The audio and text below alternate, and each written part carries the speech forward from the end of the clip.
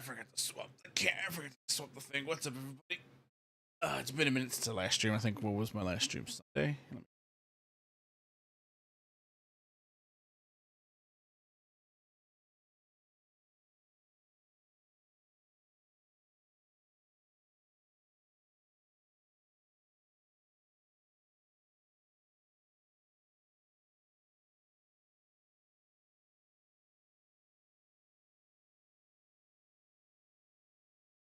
Stream 2 days ago. Day? Yeah, so it was Monday. Monday was my last stream. What's up, everybody? How y'all doing? I have been insanely on the fence about streaming, but then I seen a lot of stuff coming out about Elon Musk trying to replicate. Well, he's gonna have. I think from what I last seen, he's gonna have Asmongold help him turn X into a streaming platform for live streams. So we're gonna get that, and I think that's actually gonna be really amazing. I'm calling it right now, though. It's gonna be a good platform for streaming. And I've said it before, and I'll say it again. If you're watching me on Twitch, please go to YouTube.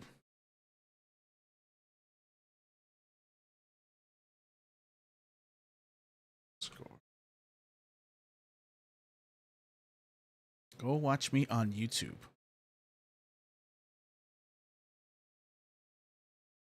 Or Rumble. Go watch me on YouTube or Rumble. I don't think I have my Rumble up on there.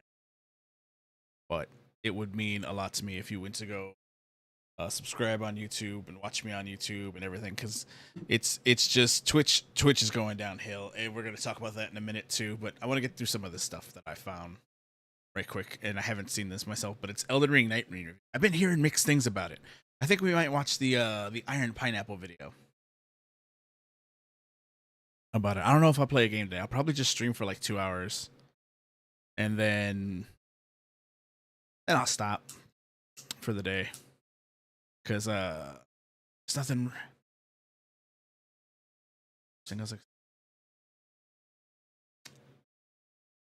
I don't like streaming, but it's just like I don't want to play a game right.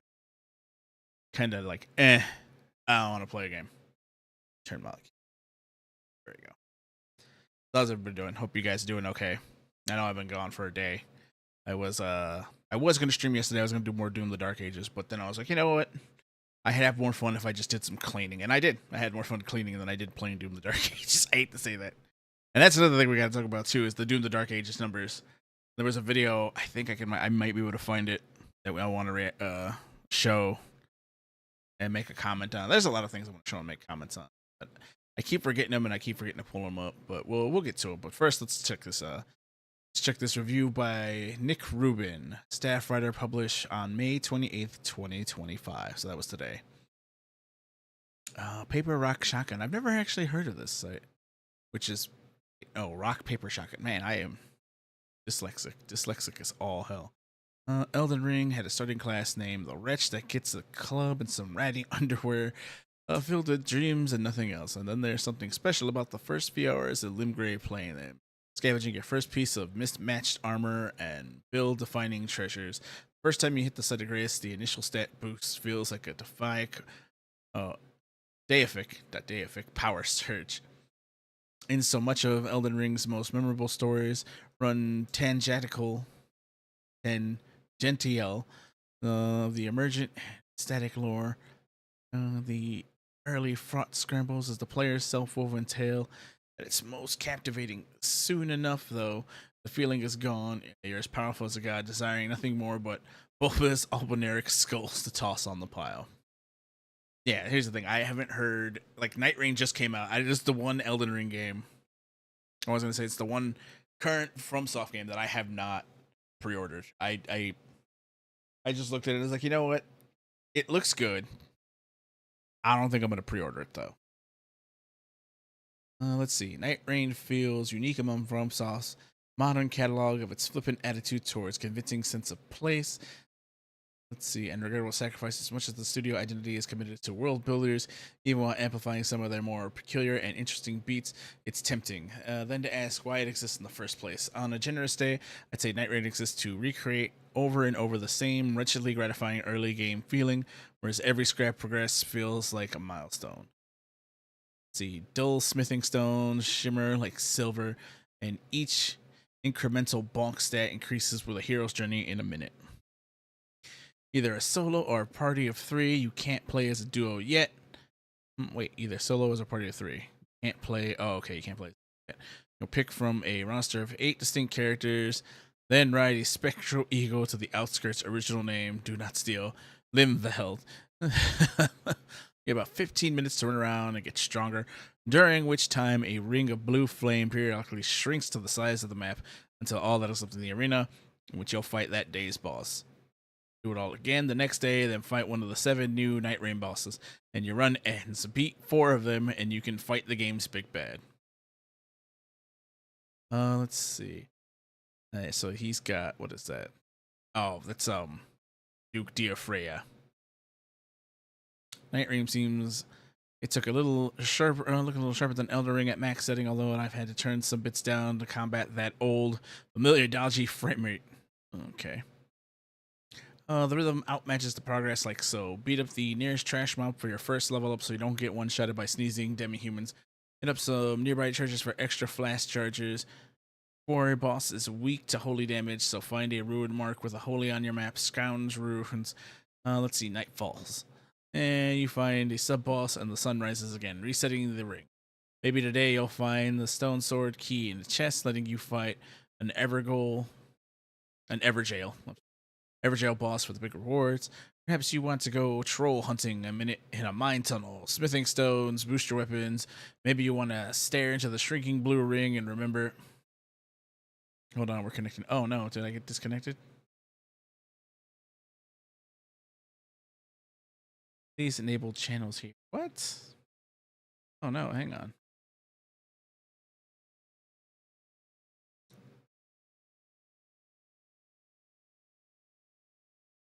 Okay, let me see.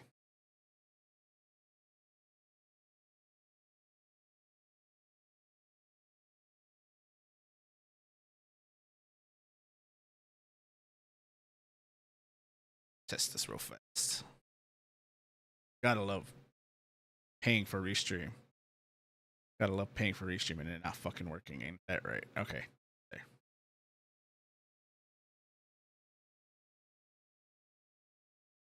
Let's see. Where was I? Let's see. The rhythm, churches, holy damage, fine. You wanna stare into the shrinking blue ring and remember when FromSoft set trends instead of embracing them. Up to you. I'm not your giant dad. Nice reference. All this occurs at a meaning pace. Denied as you are by the ring and falling night, and then the need to be stronger, fast, and precious spare seconds for the contemplation, thoughtness, or wondering that define Elden Ring, or wonder that define Elden Ring. Vistas are worth taking in only so you can scry the quickest route between the 2 points. Ruin echoes not layered, esoteric histories, but promises in incremental power. The mighty, the mournful creatures you meet are stunned into clownish fuckery as you fall upon them with relentless triple bonk sticks. Maybe you decide that you can take the I never could pronounce this name. The first episode split into 3-part episode 1A, 1B. And you're the love of the sin? Is that what it is? Why is that censored? Why is that censored?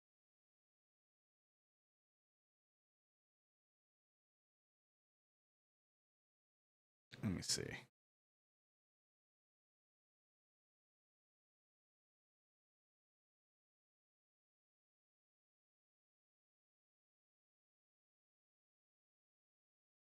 Oh.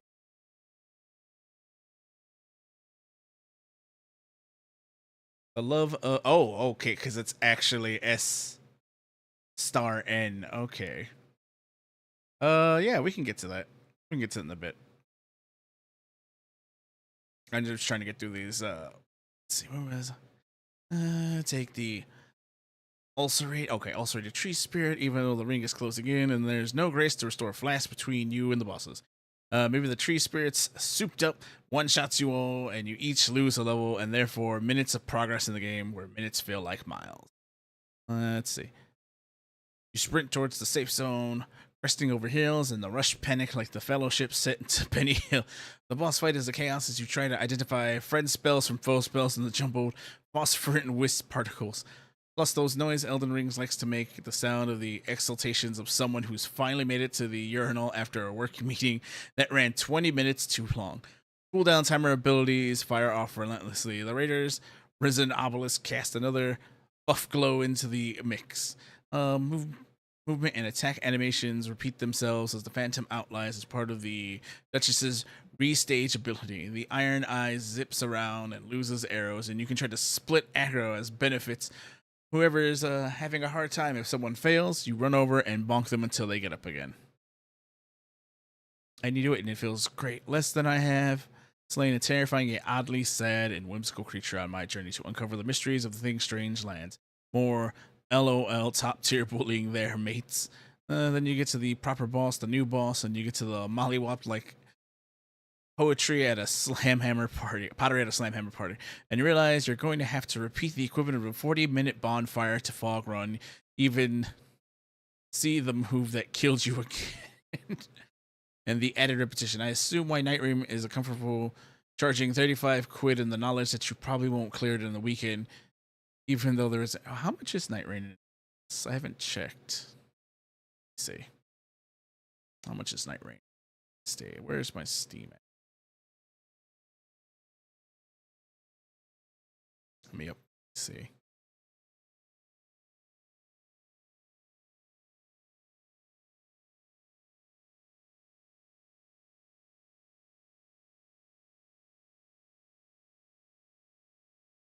And again, if you're watching me on Twitch, I ask you to switch over to YouTube. I'm on YouTube as well. It's same username. There should be a link. Actually, let me pin that.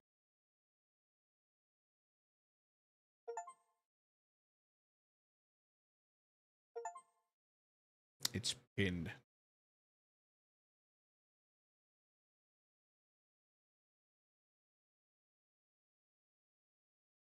Oh my god, just watch me. You can't just watch me on YouTube. It's so much easier for everybody. Let's see.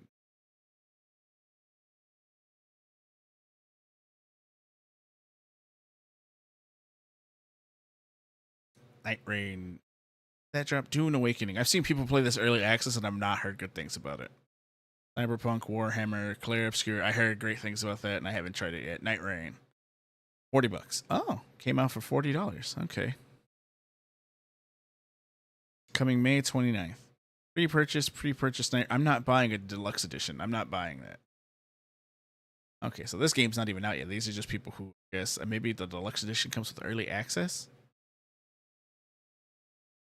I assume Night Raid is a couple. Okay, but you will at least now get some shiny rocks with the stat buff and other more specific and situational effects. This is your meta progression alongside trinkets you'll get for completing Remembrance Interludes. Each character has a ritual objects with colored slots. You plug these rocks and artifacts for effects that range from simple stat increases to more specific boons. Remembrances are short conversational sequences, often with a fetch quest attached to it to be formed in match that progress the associate characters' diary entries and reward powerful trinkets. I played the Duchess most, starting with the gem that gave my weapon fire damage and ended with the talisman that activated her damage repeating restage ability. Stage. Okay. Whenever I performed a dagger combo. The extra ability, the cooldown timers, a rock climbing, double jump, automated leveling, and other mobility tweaks contribute to making Night Rain feel much closer to the focus and mix action game than some more rooted in RPG flexibility. The action feels more controlled, in some ways more tailored. In other ways, unyielding in its shepherding you into the specific playstyles. You won't have to worry about equipment load, although many character abilities heavily incentivize sticking to your starting weapon class. One character has a double dodge. One can't dodge at all, instead performing sidesteps. This halfway point between Elden Ring's build diversity and Sekiro's character action makes for a tight iteration on Elden Ring's deliberate, demanding tools. If one if one absent width of the former or depth of the latter. I don't know. It sounds good. I don't know. I haven't seen it yet, though. Let's see. There's beauty and strangeness to be found, both in Limgrave, the original name, do not steal, and the backgrounds they behold. Towering, twisted roots, giant migrate across the bruised purple skyline. Great cinderous chasms open in the earth, inviting exploration. The round table hold is ushered, crumbling, given tangible forms as the shoreside fort. It is that he nonetheless flies in the face of my understanding Elden Ring's lore. This is a game where you might encounter Dark Souls 3 Nameless King for no apparent reason other than the boss variety, so asking for a consistency still feels foolish. Thus, the beauty and the strangeness feels tangled, discredited, isolated wonders rather than the thoughtful, esoteric puzzle pieces that usually define FromSoft's fantasy worlds. One among many of the studio's enduring legacy, Souls-like proliferate to varying degrees. The success in inventiveness. Both Doom and Claire Obscure's creative name check Sekiro as an influence. Perhaps I lack foresight, but when asking myself what legacy Night Rain will leave, I struggle to see it as a prophetic of anything if pushed. It gloomily suggests it's more of a harbinger. I look at Tencent and Sony's increased stake in FromSoft parent company Kadokawa, and I look at Dustbloods, another multiplayer game that evokes the utilitarian past of Bloodborne and Sekiro, rather than a world that demand creation by a storyteller. I look at some of Night Rain's encounters design, utter low points for the studio, seemingly satisfied to cobble together annoyances to stimulate challenge in lieu of a new creative creatures. A worm face with a death aura, plus some giant crabs, plus some rats. I think the themes from FromSoft's Miyazaki is so fond of revisiting the monarchs clinging on to life and the power of the past of their time and becoming something wrapped in the hollow of the process. And I can't help but see the exhaustion in Night Rain. Despite splotches of surprisingly inventiveness, I'm left to ask why I should want to throw myself at these bosses once again, absent much of the diligent or discovery that I would give these challenges context. Instead, this is a challenge for challenge's sake, a stripped off part of FromSoft's creative identity with a little pill absent the whole. And ultimately, I'm left wishing they just sit back down at the bonfire and have a good long rest until a real spark makes itself known again. Okay, yeah, that's what I've been hearing. Is that it's good, but it's not like great. It's not like something that you would constantly want to play again, from what I'm seeing. But let's check a look at this video.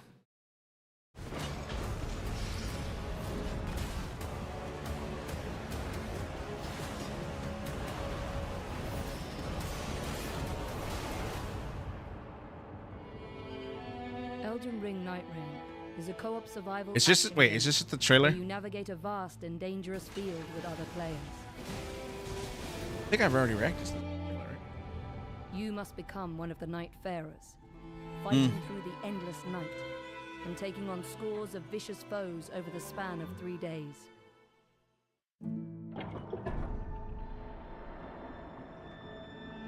Once a country that thrived thanks to the power of gods, Limveld is now nearing its end, gradually being eroded by the night. Yeah, this is an old one.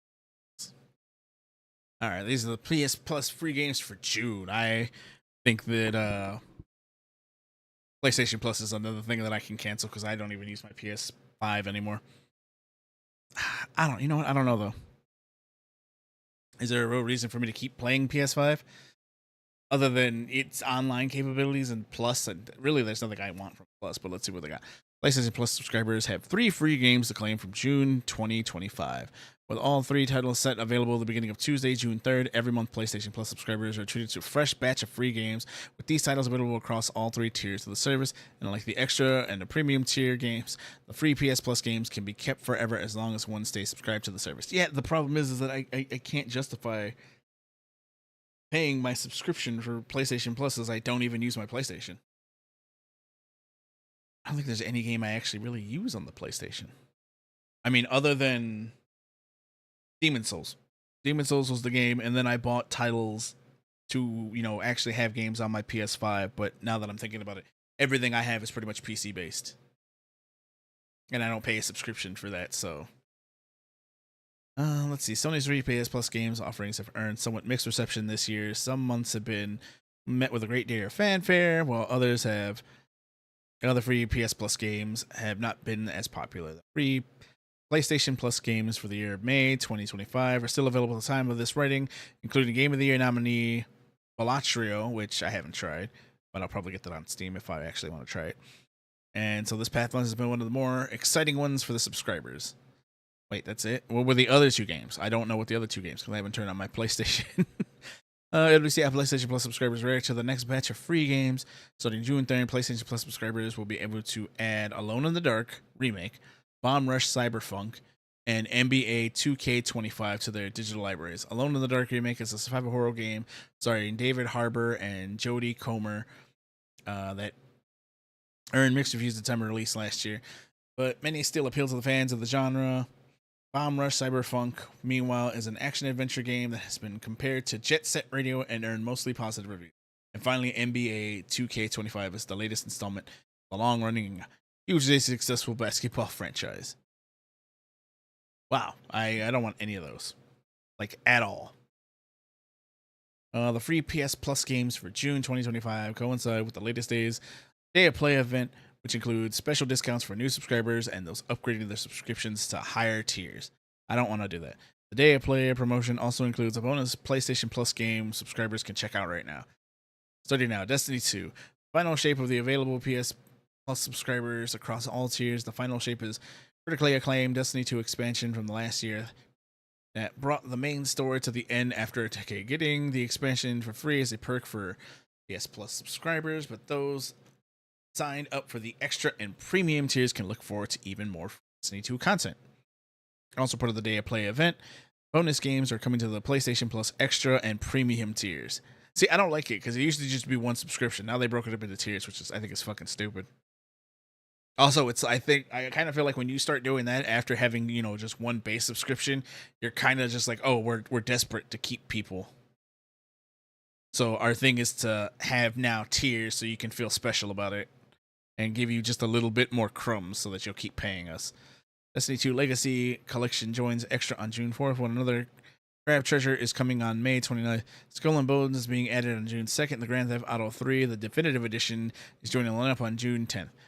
PlayStation Plus premium subscribers, meanwhile, can look forward to Myst and Riven joining the service on June 5th. Yeah, see, that's what I'm saying. You get like just a little bit extra that you'll actually want to do. Honestly, not worth me keeping my subscription. There's everything. I think everything I'm playing is on PC, so everyone I know is on PC, so there's no reason for me to do it. Oh yeah, this is something I saw on X earlier. Why The Last of Us 2 didn't include this one heartbreaking death from the game. A lot of people died in Naughty Dog's The Last of Us, an HBO series that was based on it, but in the season 2 finale, viewers who already played The Last of Us Part 2 or who knew the story might have been expecting even more bloodshed, and now the showrunners have discussed why one death was cut. Major spoilers follow below. Okay, so spoiler warning for if you actually give a shit about The Last of Us 2 show. I don't think anyone here does, so we'll go ahead and spoil it. In The Last of Us Part 2, Ellie kills a dog named Ellis. At the aquarium on her hunt for Abby, Ellis the dog is kind of a big deal in the overall narrative, as there are some sweet, tender moments featuring the pup. In the TV show, Ellie does not kill the dog, but why? Showrunner Craig Mazin is no stranger to working on TV shows where the dog dies, as one episode of the beloved Chernobyl series for HBO that Mazin wrote included soldiers culling dogs to help prevent nuclear radiation from getting worse. Let's see, Mazin said that was enough dog killing for him. I think you get like one dog murdering episode a lifetime, Mazin says, as a press event attended by Polygon. Oh, nobody cares about Polygon. There are 2 cardinal rules in Hollywood. 1, you don't spend your own money. 2, don't kill a dog. Well, okay. I guess those are good rules. Mazin went on to say that the nature of violence as a live-action production like The Last of Us is significantly more graphic, and he wasn't sure about putting a dog killing in the show. But he had... Never mind. It was just too much. That poor girl. That poor girl was put in this show, and she's just going to get taunted and mocked relentlessly, and it's not her fault. It's not. It's just, it was a bad show. See, Neil Druckmann Druckmann, Neil Druckmann. I swear to God, this guy has dirt on somebody at PlayStation. He has to. He has to have dirt on somebody because this is the only way he keeps getting shit done. Let's see. Meanwhile, said killing Ellis's dog would probably be one too many deaths for the season 2 finale. In the episode, Ellis kills Owen and shrapnel from her bullet hits Mel in the neck, ultimately killing her. Mel, who was pregnant, tries to convince Ellie to cut out her unborn child from her stomach, but Ellie does not do this. Jesse is also killed in the season 2 finale, and viewers are left to wonder if Tommy is dead. Let's see. People who haven't played the game may also wonder if Ellie herself is dead at the end of season 2. And as the show cuts to black, Soprano style, as Abby fires the pistol, and Abby fires the pistol and Ellie screams. Season 3 will be a lot of Abby's story, showing viewers what happened in the 3 days leading up to when she kills Jesse and pulls the gun on Ellie. A 4th season is likely to follow later on. As of yet, however, HBO hasn't announced the season 3 release date. Horn renewed the show for a 4th. I hope it ends at 3, and there's no reason for a 4th. What are they gonna do? Is Abby and Ellie gonna have like an odd couple story after everything that just unfolds? Let's see. As for the game series, Naughty Dog has not announced The Last of Us 3, though there have been many clues, which is confirmed, however, that Naughty Dog is making a new IP called Intergalactic: The Heretic. Oh yeah. That's not a new. That's not. It's been Intergalactic: The Heretic Prophecy is gonna fail on launch. At least one other game, Naughty Dog was previously developing a multiplayer Last of Us game, but it was canceled. Well, that was the thing. Last of Us 2, The Last of Us, when that came out, already had like a multiplayer versus. It was the same thing with, I want to say it was either BioShock or BioShock 2 also had this. These games just came out with online versus things where you could just jump in and it was just a shooter and it was great. Everyone loved these things. If I remember right, everyone loved them. They were so much fun to play. Why don't game studios do that anymore? Just add something fun for the players after the game to keep it going. And this was something that caught my eye because I like Nicolas Cage as an actor. Warriors On, this underrated drama is the best Nick Cage movie nobody's watched. Let's see, Nicolas Cage turns as a John Wick style character in 2021's Pig. Went more or less unnoticed, despite being one of his best performances. While Nick Cage is one of Hollywood's most notable and bankable as stars, he has also been known to take on roles in smaller and more intimate independent films. Yeah, that's true. He did what was that movie that was like pre Five Nights at Freddy's where he's just beating the shit out of the machines. I can't remember the name of that movie. Easel something, I don't remember.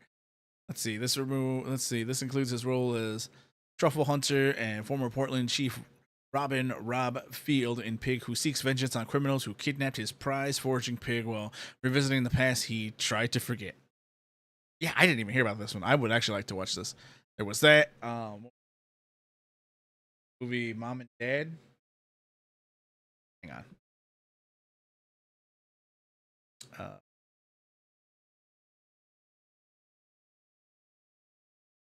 Nick Cage and yeah, it was Mom and Dad. And it's like, if you know what I'm talking about, it's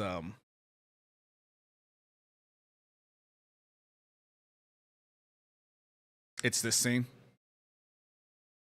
No, I'm already on the rag anyway. And now I gotta. I can't hear you.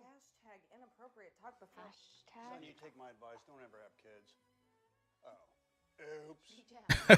You do realize that 1 in 5 children and adolescents injured involve firearms. It was in a locked case. I mean, one of these days, I'm going to trip over one of Josh's toys and take a nosedive straight to the emergency room. What are you saying? I'm saying that maybe we need to have boundaries. I'm saying that maybe there needs to be a fucking grown-up zone and a fucking kid zone. You think I want to be the one to piss all over your family room? Do you think I want to be the one who has to build a fucking family room? Okay. Well, let me see if I can take care of this for you, sweetheart. Yeah, I think I have something. I have just the right thing. God. Oh, yeah! You put your right foot in. You take your right foot out. You do the hokey and you fucking work it all out. If you haven't seen this whole movie is great. I love that he does, independent films too. Pokey pokey, and you turn yourself around. Okay, mister, I leave the dinner in the fridge. Fuck you. Yeah, okay, that's great.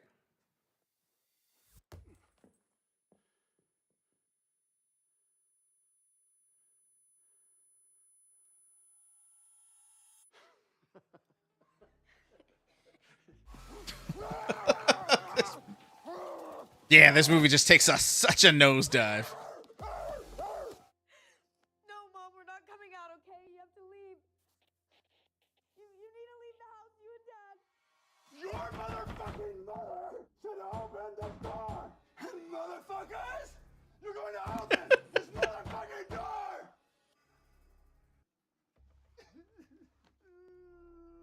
Carly. Not so helpful.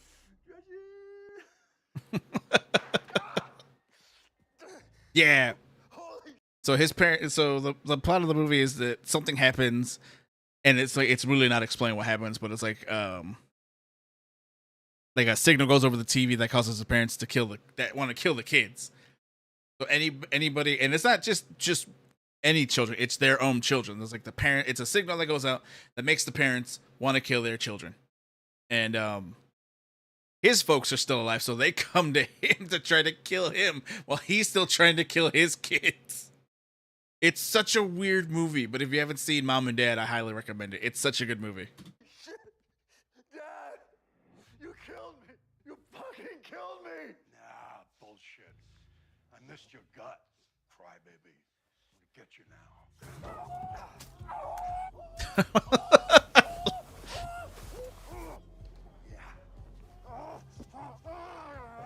Get your claws off me, you goddamn filthy dinosaur! So I did. I spent the whole summer working 2 jobs. Pay back my dad. Here's $10, Dad. Here's $20, Dad. Here's $100, Dad. By the end of summer, I had that bad boy cherried out from the ground up. Now, you talk about a pussy magnet. Dad. Chick magnet.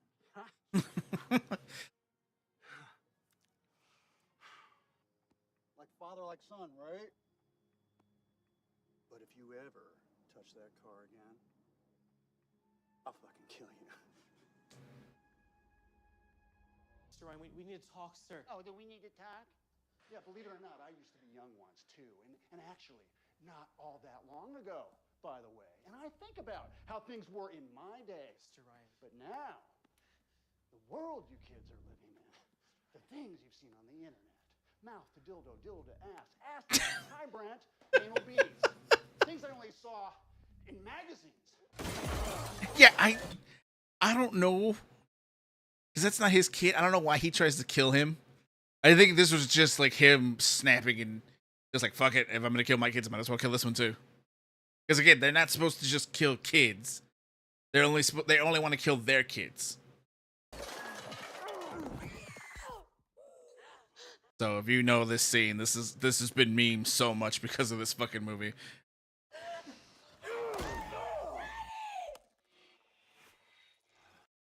He'd have been the soft spot.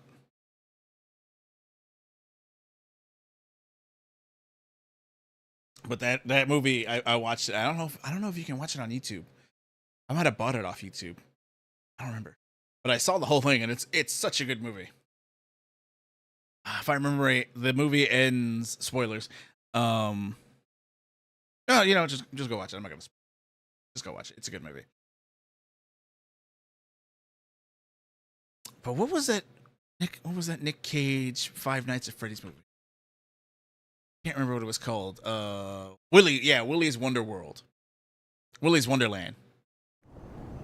I'm sorry, I just really like Nick Cage as an actor. I think he's a great actor. This movie was amazing. If you haven't seen Willy's Wonderland, go watch it. It made me want to drink the soda. He drinks so many of those sodas. Like he has a stopwatch to have a soda. And it's like, I want one of these sodas. But by the time I finally saw this movie, because it was one of those movies that flew under the radar. I didn't hear about it. And I think it was like Hot Topic or any of those stores had this drink for a while. And now it's just discontinued, I'm pretty sure. But, oh well. Welcome to Willy's Wonderland.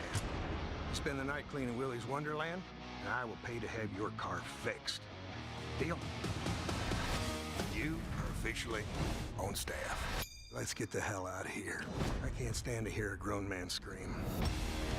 This place has a dark history. I know the bullshit story they told you. It's a lie. You're here to be a human sacrifice. Have you been listening to a word I've been He doesn't say a single word in this movie. And I still think it's one of the pinball scene alone is great. saying? He's gonna die in here, but he won't listen to me.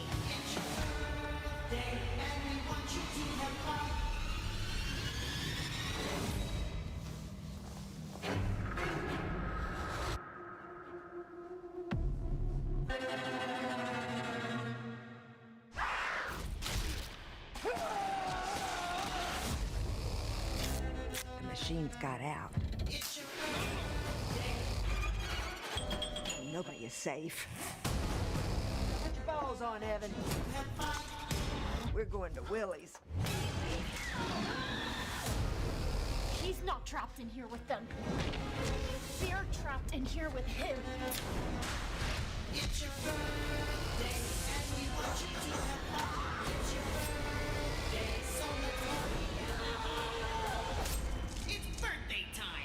I enjoy a man of few words.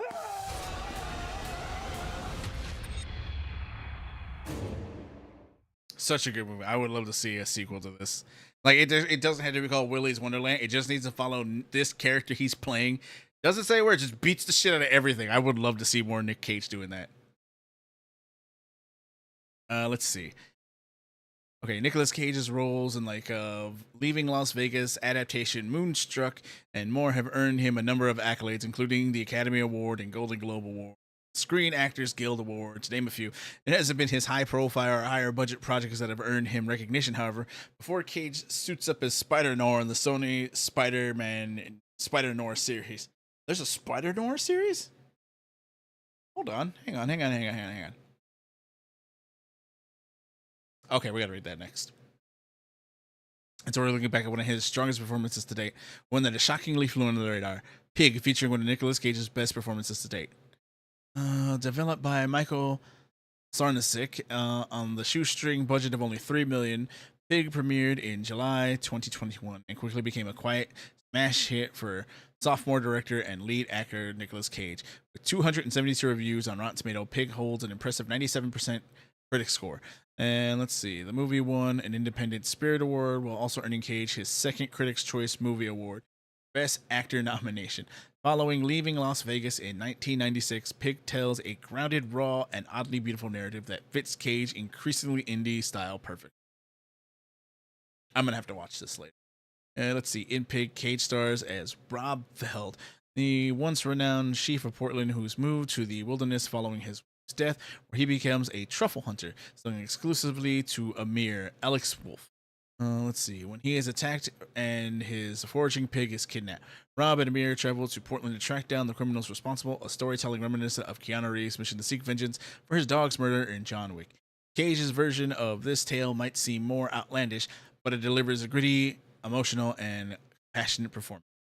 Let's see, during Conversations with the Award Watch in 2022, Cage explains more about Pig and his admiration for the down-to-earth movie. It was more of a return to performance that I had previously explored in movies like Joe or Birdie. Cage notes, "Why not try it? Pig fits in the as usual period of Cage filmography, alongside likes of Mandy or Colored Out of Space and The Unbearable Weight of Massive Talent, pushing his own boundaries while experimenting with the medium of film itself. Pig stands alone, however, as one of Cage's most intense, poignant, and heartfelt performances." Let's see. Despite its success, Pig is still a little-known Nicolas Cage movie. There was what was that other movie? Daddy Longlegs. That one I think was met horribly.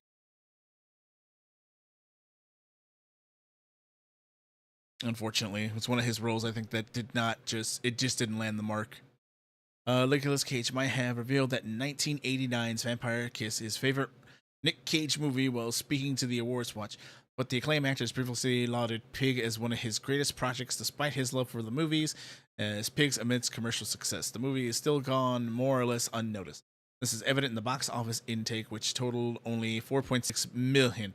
Perhaps so small due to the movie's limited theatrical release and selected screenplay goal.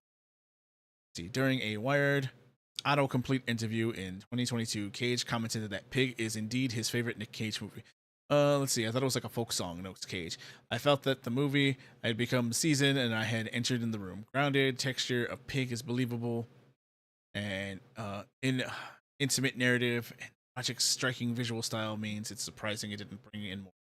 Of course, the box office isn't everything, and the remarkable response to Pigs among critics and audience alike proves it is one of Cage's best. Pig has been celebrated not only as Nick Cage's best movie, but also one of the best films of the 21st century so far, putting Cage's talent and range front and center. Pig is a masterclass of responsive acting, meaningful quietness, and the screen presence, proving why Cage became such a beloved actor to begin with, and stressing the importance of independent cinema in today's climate. It would be a mistake for any fan of Nicolas Cage to miss out on Pig. Have you seen? I haven't, and I'm a fan of Nick Cage, so I've got to see Pig. We got to see Spider-Noir, everything we know about the live action. Oh, it's live action. No shit. I haven't seen Into the Spider-Verse because it didn't look good to me. And then when I saw Into the Spider-Verse, the trailer for the first one, I was like, oh, every animation studio is gonna use this comic book jaggedy frame movement thing for everything, and I was right. They did it for so many other movies. I think Puss in Boots was the next one. I'm sure there's another one I haven't seen. There's more and more movies that are going to come out and use this because it was something that stuck. It was new. It was a bold take on shooting, making a movie, and I knew it was going to be used relentlessly. And I was right. More and more animated movies are using the Spider-Verse style of animation, and it's like, God, the reason why it was such a good thing was because it was new and it was novel. Now you guys are just beating a dead horse, but what can I expect from creatively bankrupt Hollywood? Once something good, same thing. It's happening in the games too. It's like once something good comes out, it gets repeated until people are tired of it. I mean, look at I was gonna say not Repo. What's that? What was that indie game that came out first for like $15? You play as the it was big. It was big for a long time, and then it just kept bringing out more and more. Like Repo is the latest iteration. There's another version of that coming out soon. The hell is that game called? It's not Repo.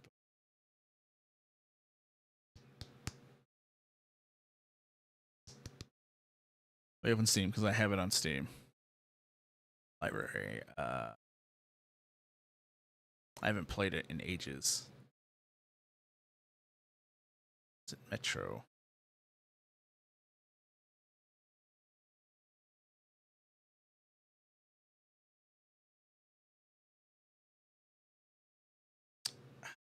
What was this game called?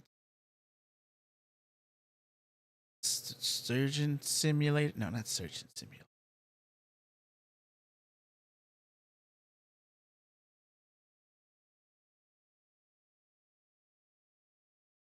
Lethal Company. That was it. Lethal Company. I'm sorry. I'm just like stroking out right now.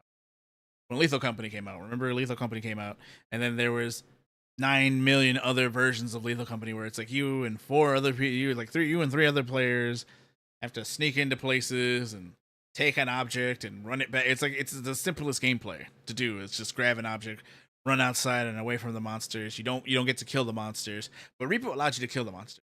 No, Lethal Company did too. You could kill certain enemies. You couldn't kill all of them, but you could kill certain ones. And that is the bankrupt indie side of AA gaming, which is unfortunate. There's a little effort, and you can get a better game out of it. It is what it is. We're gonna get like 50. I think there's another new Lethal Company clone coming out soon.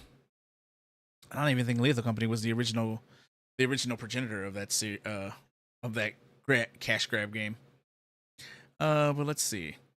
Let's read this real quick. Nicolas Cage is reprising his Spider-Verse voice role as Spider-Man Noir in the new live-action series. Fans got to meet Nick Cage's version of the Spider-Noir inspired web slinger in the 2018 Spider-Man Into the Spider-Verse. And while he was only had a short cameo in the sequel Spider-Man Across the Spider-Verse, Spider-Noir is expected to have a larger role in Spider-Man Beyond the Spider-Verse. A Sony picture looked into... Oh, I thought this was a live action. Sony picture looks to get the Spider-Man universe off the ground on the big screen. Spider-Noir will push the franchise on streaming. Spider-Noir has a dedicated fan base, and there's an interest in what the first Spider-Man live action series... Okay, so it is live action. But that's the thing.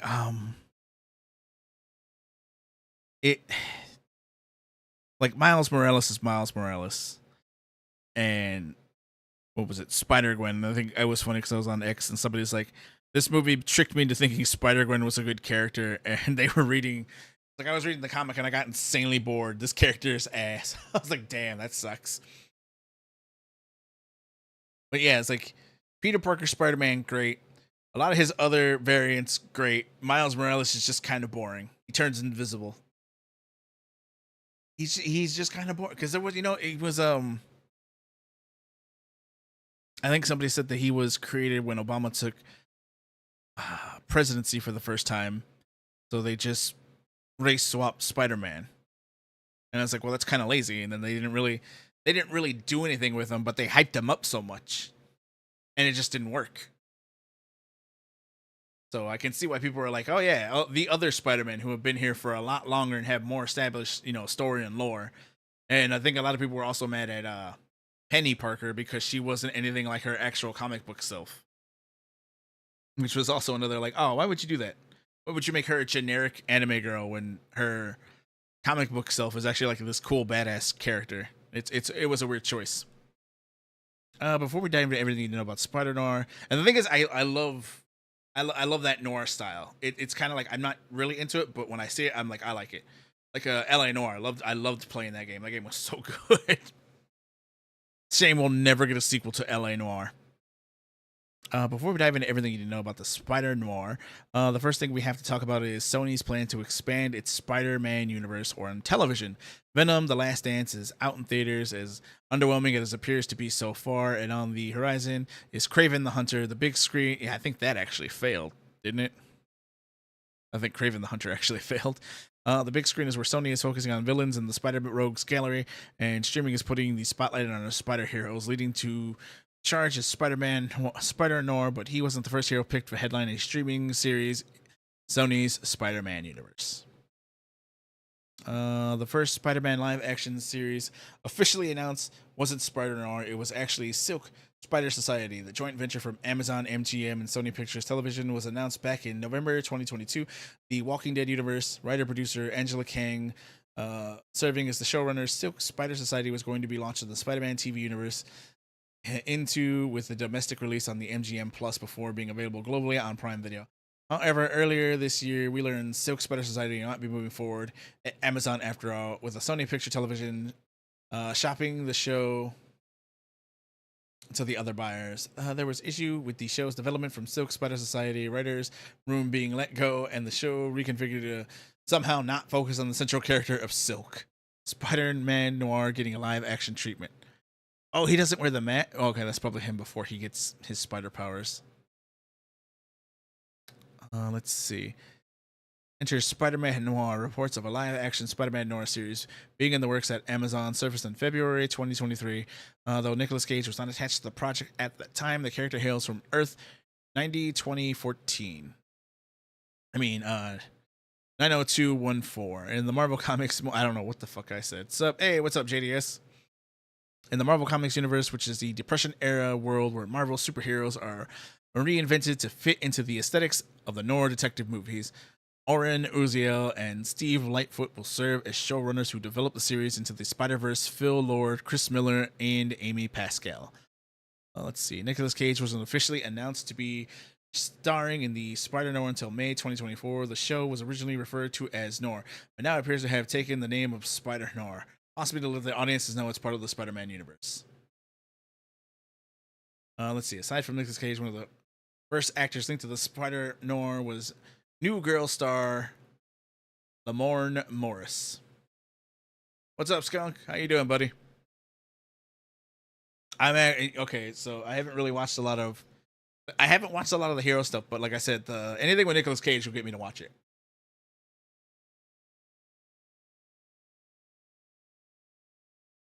Like once I'm done streaming, I'll probably end up watching Pig. Because it's like, hell yeah, I want to see, Nicolas Cage acting like John Wick. That sounds awesome. Let's see. Lamorne Morris, who is playing fan favorite Spider-Man character Robbie Robertson. He is one of Peter Parker's bosses at the Daily Bugle.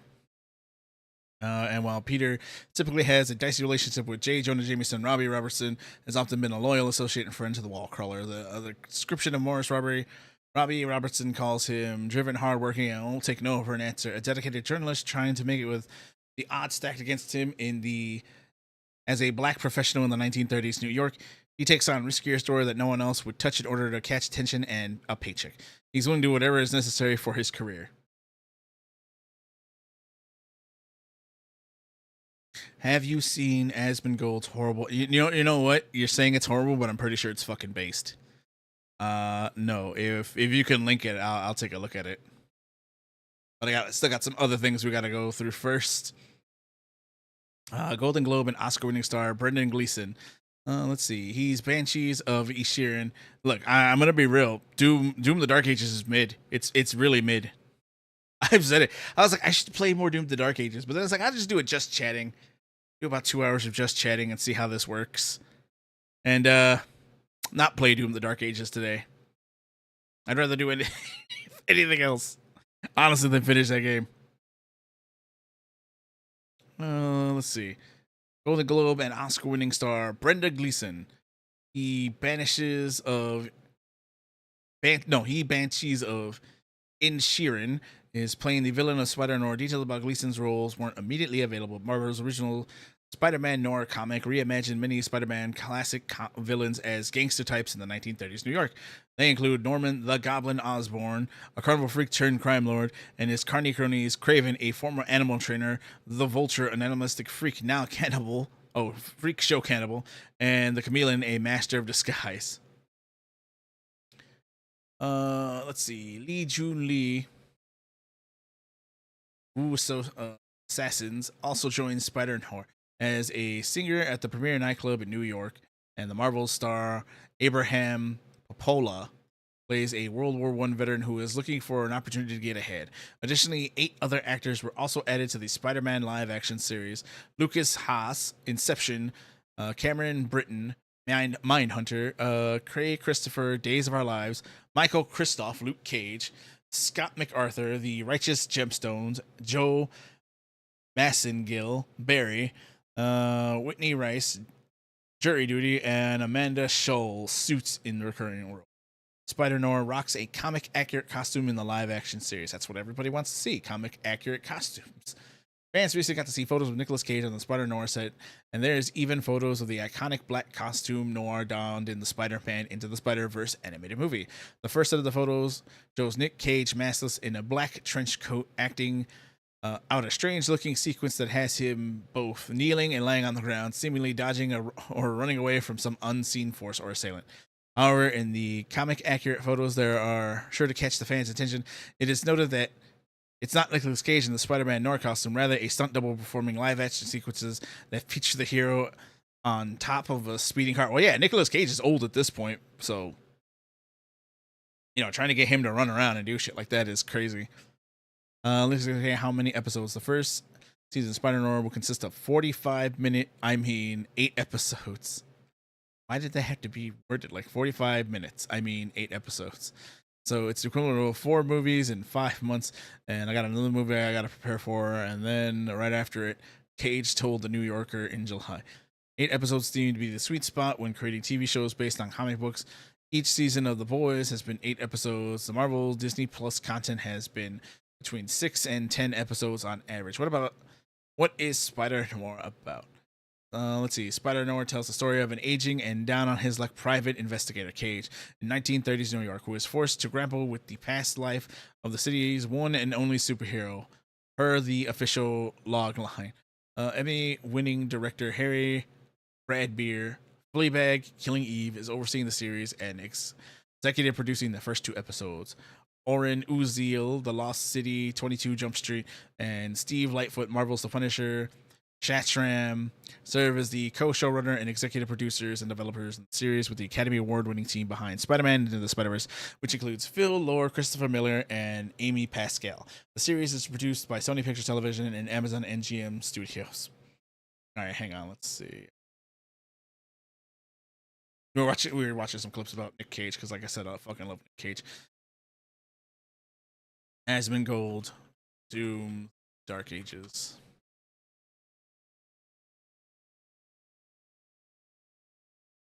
Oh, are you talking about this one where he's watching Fleek's review of it?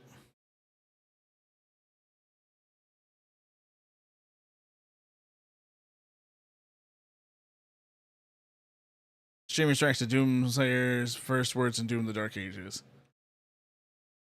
Did I get to that point?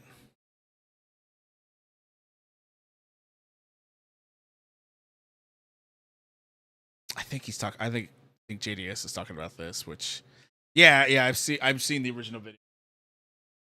I've seen the original video of Fleek talking about it. 4 years. All right, so that was Pig. That was that, and then the Resident Evil 2 director. Yeah, so this is the next one I was on. Hideki Kayami has no interest in returning to the series, but Dino Crisis, on the other hand, I'd love to give it a shot. Let's see. Kayami also confirmed, I've already got an idea in my head for Beautiful Joe 3. Oh, nice. In my opinion, there's no game director with a resume as impressive as Hideki Kamiya. Devil May Cry, Beautiful Joe, and Bayonetta spawn legendary series, while Okami and the Wonderful 101 are both incredible one-offs. The one thing linking them all is the fact that he's never directed any of the sequels to his games until the upcoming Okami 2. But there is one sequel Kayama took to the director's chair, and let's see, On was actually his first 1998's Resident Evil 2. And while Kayami has been very vocal about wanting to direct the likes of Devil May Cry remake or Beautiful Joe 3, now that he's back working with Capcom, he's not all that keen to returning to publisher's marquee franchise. Yeah, I can't blame him. Dude, Resident Evil series is kind of cooked. I don't care what people say. 7, just because it had no, was it? Yeah, 7 was the village, right? Yeah. 6, 8, Resident Evil 8 was the village. Check. Is it? So, because 6 was not what I was. Yeah, so it was Resident Evil 8. 7 and 8.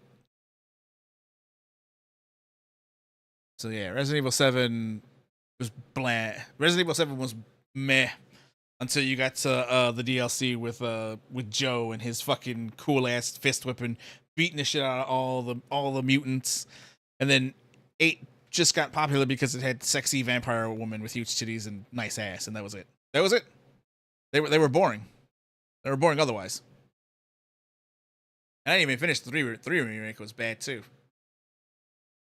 Like Resident Evil 2 remake was their probably last good remake.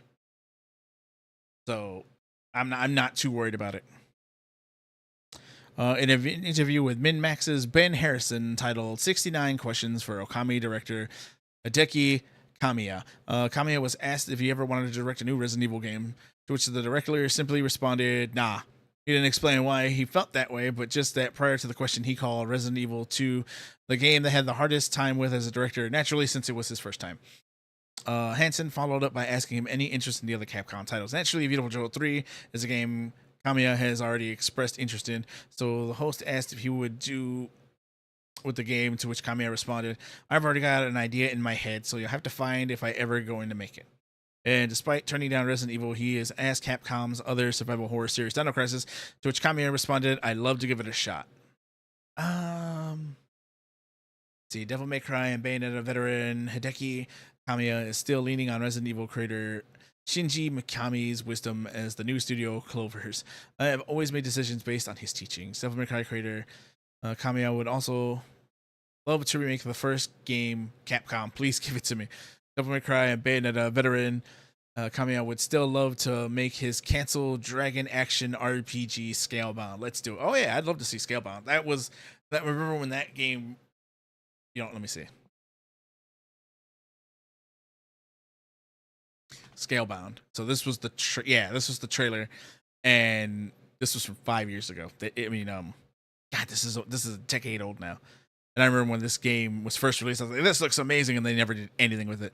I'm pretty sure it got canceled. I mean, it got canceled, if you couldn't tell. I don't know why. But it looked so good for 2015. Like, everything they showed off just looked awesome about this game. It's almost time to rejoin the main unit. That's right. The carrier ship will arrive in about an hour. Good. Huh?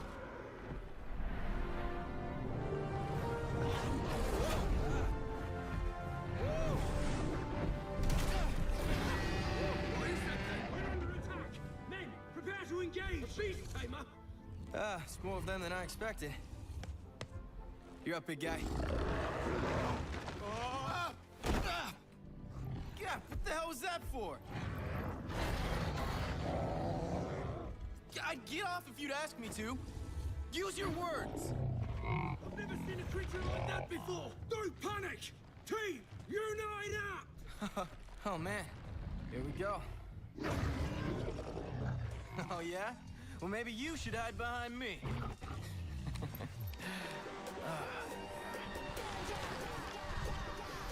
All right, let's go.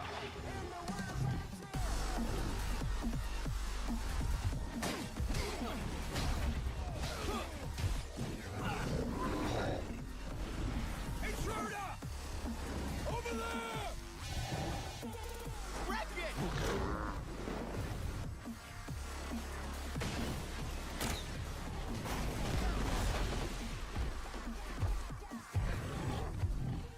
Over there!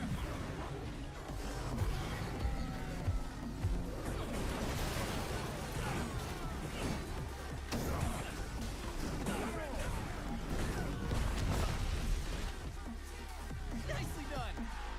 Go!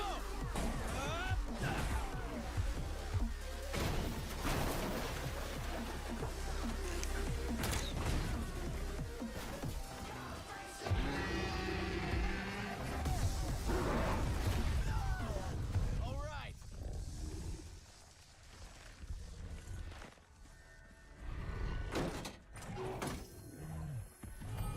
Let's head that way. There was this, and there was another canceled game that looked really good that never came out, unfortunately. And that one looked amazing, and I can't remember the name of it. But it doesn't matter now because it's canceled. Like, they just canceled so many good titles. I don't know why. Mantis, must have heard you thrashing around. Let's stop this guy.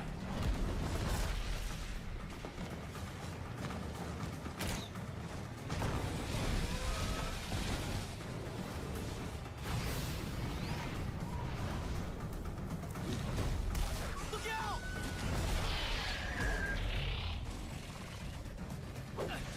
Let's rock, baby. Go!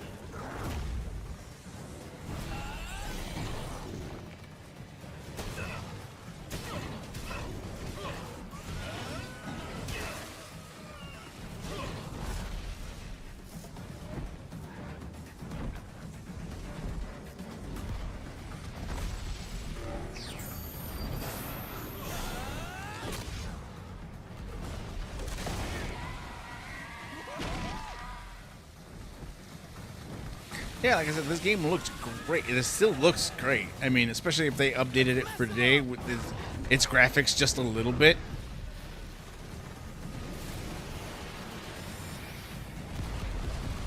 It would look even better on today's standards. So yeah, I would love it if they got this this back up.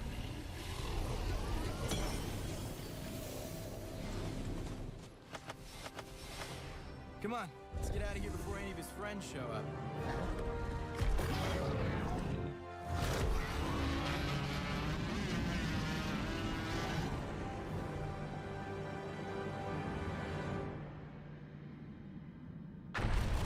Ah, 10 years and nothing. Holy shit.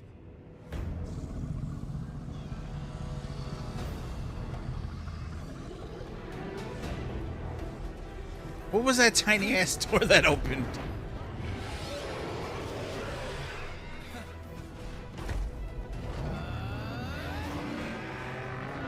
Hardly seems like a fair fight. Just one of you against all of us. Let's go, big guy. And that, you know, that Dark Souls-esque jump-in system looked nice. Oh well. Xbox One, now $349. Oh well, we could dream. Let's see. Hudson also asks Kami. I don't know. What's on his name? Kami. The other important question, like, would your mom think I'm cool? You're on Twitter a lot. Has Elon Musk ever slid into your DMs and offered to impregnate you? And a question about Smash Bros. Creator Masahiro Sakura YouTube channel. To which Kamiya responded by saying that his own channel was more interesting. Perhaps more relevantly, he asked if Kamiya is sticking to his original version of Kami 2, to which he responded, in a sense, yes, but I actually can't remember a lot of the stuff I thought about 20 years ago, so I have to remember what that is, and then inject current ideas into it. New way to race that originally planned. I don't care about that. So yeah, that was a lot of that good stuff, but hang on. Bleakazoid. My wife's boyfriend just bought me Doom the Dark Ages review. Love the tomboy Doom look. So yeah, this is actually Warning if you don't want to be spoiler warning, but spoiled.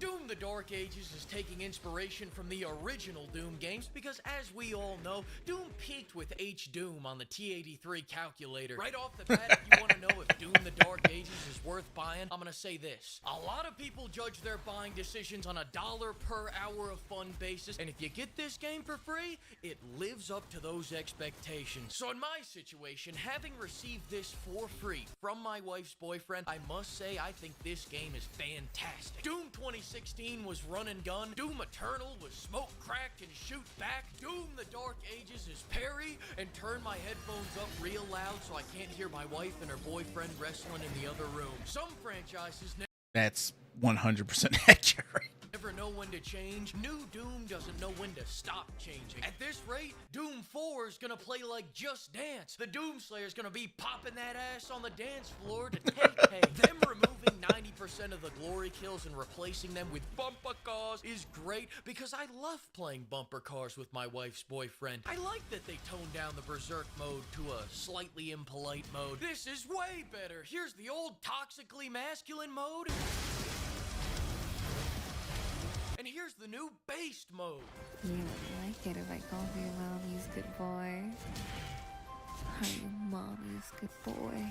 Yeah, the soundtrack's a little weird in the new game, but we'll get to that later. I'm glad they're making this game Yeah, the new Doom game not having Mick Gordon is still a fucking crime. less masculine, because after playing Doom Eternal, my wife's boyfriend started getting scared of me. After all those glory kills, all those chainsaw kills, a berserk mode where you fucking punch a demon's leg off. I hope hell is wheelchair accessible, bitch. God, I'm getting chubbed up just thinking about it. I might tell him that I'm banging my wife tonight. But Doom the Dark Ages is so much better because it gets me back to being that sensitive guy. Let's not rip and tear until the job is done. Let's rip and tear into a Ben and Jerry's and talk about our feelings. Hopefully they add in I didn't realize he used what's this name? The new Daily Show. Oh god. a femboy Doomslayer skin later this year. Doom 2016 made you feel things. It made you feel powerful and strong and manly. This game makes me feel like I should play that game again. In Doom the Dark Ages... It really does. Okay, I don't want to watch all of this. See what Asmongold say. This is about the new Doom game. People want me to watch this. My wife's boyfriend just bought me Doom Dark Ages. Warning if you don't want to be spoiled. Doom the Dark Ages is taking inspiration. Let's see. I'll just read the comments. They didn't just fire him. They slandered him and tried to ruin his career for several months. People were talking negatively about Mick. Oh, I remember that. I do remember that. I think as though he kept all the receipts and put them up all online after that. The man was entirely vindicated, and it's really a story of one absolute weasel that was going to behind his back and ruining his work. Bleak is such a poet with his words. He is. Let's see. Like in Doom 2016, you got a cutscene at the beginning of the game with a character explaining the story to you through a comm panel, and you smash it in the middle of the explanation. Fuck that, we're here to murder demons. You're either on the bus with us or you're on the port of call. No explanation needed. Has missed so many great games while he was in his WoW coma. Let's see. Forward for the Titanfall mech execution proves that the devs understood the game assignment well, being able to punch into the enemy mech, pull out the pilot, and crush them with the. Let's see, the baloney miss was one of the most satisfying things you could do. You think Doom TDA would have taken notes? He really needs to play Doom 2016 and Eternal. The dopamine hit of Eternal is nuts. Yeah, it's not as good as Eternal, but preferring Avowed over Dark Ages is downright criminal. Yeah, that's fucked up. That really is. I didn't realize how much of a downgrade this was. How many times have you said that about recent games now? A lot of people have, especially after playing the Oblivion remaster. A lot of people have been saying that. All right, let's watch it. From the original Doom games, because as we all know, Doom peaked with H-Doom on the T83 calculator. Right off the bat, if you want to know if Doom the Dark I had that. Ages is worth He's not saying he had a T83 calculator. He's saying he had H-Doom on the T83 calculator. buying, I'm gonna say this. A lot of people judge their buying decisions on a $1 per hour of fun basis, and if you get this game for free, it lives up to those expectations. So in my situation... That's why I said Fleeka's word was right, because again, I bought... I'm a Doom fan. Bought the premium edition. Had to wait 2 days prior to the release to actually play it, unlike people who got, copies and were able to play it like crazy on release, like weeks before the release. Okay, it wasn't, I think it was like a couple days before, more than 2 days before at least. And I got the statue over there sitting on the floor right now in its box. I haven't cleaned up more of the shelf to put it up. But yeah, it's absolutely crazy. Oh fuck. This is why I didn't pre-order Night Rain. That's bad. And this just started? And having received this for free from my wife's boyfriend, I must say I think this game is fantastic. Doom 2016 was run and gun. Doom Eternal was smoke, crack, and shoot back. Doom The Dark Ages is parry and turn my headphones up real loud so I can't hear my wife and her boyfriend wrestling in the other room. Some franchises never know when to change. New Doom doesn't. Now, we're only watching this because, JDS was like, have you seen his bad take? And I'm like, you know what? I'm pretty sure it's pretty fucking based. So we're going to watch this. Know when to stop changing. At this rate, Doom 4 is going to play like Just Dance. The Doom Slayer is going to be popping that ass on the dance floor to Tay-Tay. Then removing 90% of the glory kills and replacing them with bumper cars is great because I love playing bumper cars with my wife's boyfriend. I like that they toned down the Berserk mode to a slightly impolite mode. This is way better. Here's the old toxically masculine mode. And here's the new based mode. You like it if I call you mommy's good boy? Are you mommy's good boy? Yeah, the soundtrack. Is that what I think it is in the background? I think it is. Wow, I didn't realize how much of a downgrade this was. I had no idea because I had never played Eternal or 2016.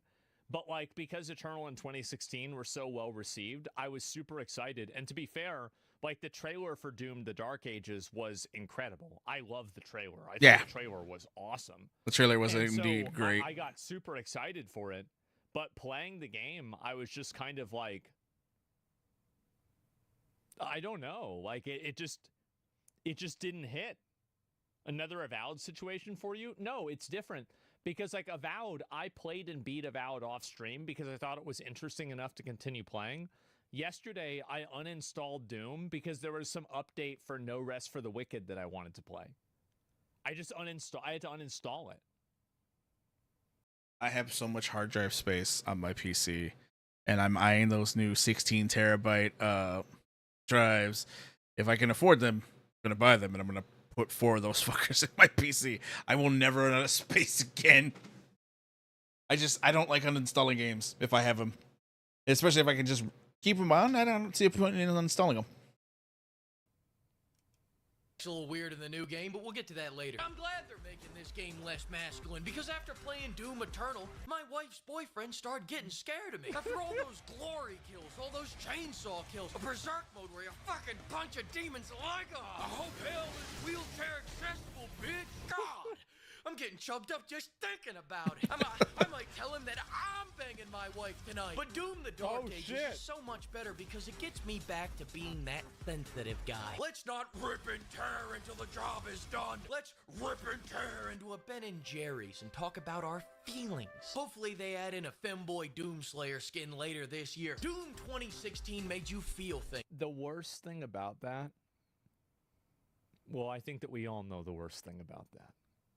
They probably will. It made you feel powerful and strong and manly. This game makes me feel like I should play that game again. In Doom the Dark Ages, we are back as Lizzo. I mean, Doom Dark Ages is out. All jokes aside, in today's quadruple A gaming market, even their worst game is better than most of the schlock that comes out today. The mechs, the dragons, baby birding beams of hellfire down a monster's throat. It's just pure awesome shit in comparison to the last AAA game I played, where a very different monster was going down Yasuke's throat. And that's the last I'll talk about AC Shadows. No, it's not. Now, seeing as the mechs have no glory kills, you're more getting excited on the idea of mechs rather than the execution. Kind of like getting energized on the idea of cocaine rather than actually snorting it. But that's the last. That's exactly the way that I felt. That's the best way to say it, is that it sounds so cool that you're going to get into a mech, but when you're actually in the mech, it's literally just you hitting the same punch button over and over and pressing spacebar when their weapon turns green. I showed you that. It only got cool when you got the gun, and then it was only cool for a little bit because you were just holding down the fire button until you got to, kill him. I got 24 TBA manufacturer recertified. That brings me up to 20. That's still not enough.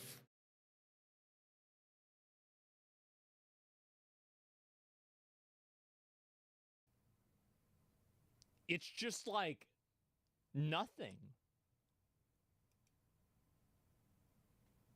This time I'll talk about glory kills, I promise. The mech is fine. The problem is the dragon. I watched somebody play the dragon.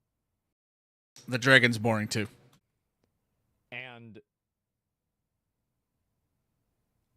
it was so bad. It was so bad. It was, yeah. The problem is the dragon in the Dark Ages is just used as a means of, you don't have to walk this level, you can just fly the dragon to your next destination to get back into the game, but then you have to stop to get on the dragon, and then you have to play the stupid dragon minigame where you chase down a ship to blow the ship up because it's part of the fucking objective for the level of finding the three, little like I showed you when I was last playing, where you had to follow the little ship around and destroy it because it's part of the objective for the level. And some of them are hidden, and some of them are. It's the dragon was ass. Combat in this game is great until you go to do a glory kill. And if you're a little retired in the head, don't worry, because this is way easier than the last game. The learning curve in Eternal was a learning cliff. You either got it or you got motion sickness. I remember my papaw walked by me playing Eternal and he said, "Oh, you're playing Doom? I remember playing Doom back in 1993. Oh!" And he died just looking at 3 frames of gameplay from Eternal, and he couldn't take it. Jokes on his dumbass, though. In the Dark Ages, I'm doing everything he was doing in the senior home. Just playing Frisbee and pickleball while grabbing ass and being slightly racist. And every time I worry that my T levels are getting just too slightly high, Doom guy throws his Doom cheeks on the enemies instead of doing a really awesome takedown, and it drops my T level right back into Tesla owner ranges. Like those times when you're fighting this guy and you hit him with that shotgun, slap his ass off the mount, freeze him with the shield. Here comes the big finish. Bumpacos. You see what I mean, though? It felt really clean right up until I hit that glory hole in the combat where the glory kill used to be. And before you say, I didn't realize how much more like savage the old game was. That was why Doom 2016 and Doom Eternal were praised so well. It's because it was brutal. It was Doom, but it took Doom's brutality to the next level. And they really dropped the ball with the Dark Ages. Dude, I had no idea.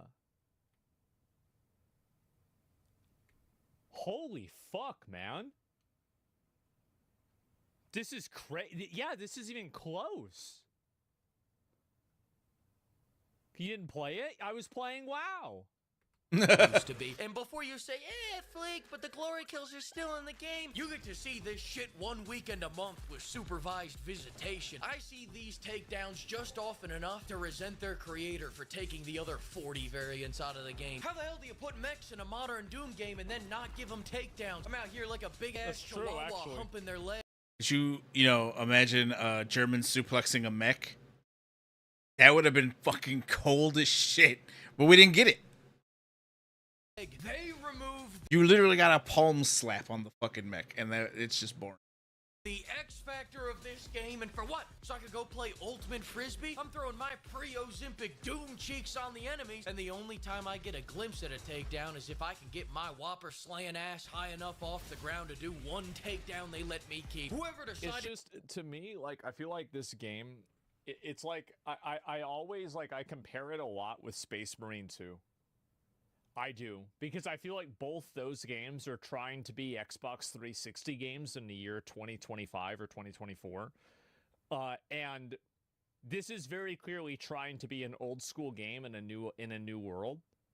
And it's like there's a certain type of like aura. What the fuck does that even mean? So what it means is like aggressive, high stakes, really fast paced combat that's narrow without a lot of storytelling, but it's good gameplay and it's just good combat. That's basically it, right? I mean, if you were there, you'd understand it. Masculine. Also, it's masculine too. Like in for example, Space Marine 2, there were a lot of times where it was like, yeah, the guys didn't agree with each other. But they're like, okay, well, you're in charge, and so we're just going to do what you say because of, like, honor and tradition. And I feel like there is a certain element of that you get whenever you make games like that. Like Kingdom Come Deliverance 2 is a good example of this as well. And, like, there are many games that are like this. But it's like this one just kind of, it felt like it was trying to have aura, but it just didn't really get there. I don't like the new generational speak of aura farming. I think that's fucking stupid. It's just the vibe, aura, all this. It's like it just didn't have what it took to be a Doom game. Am I crazy?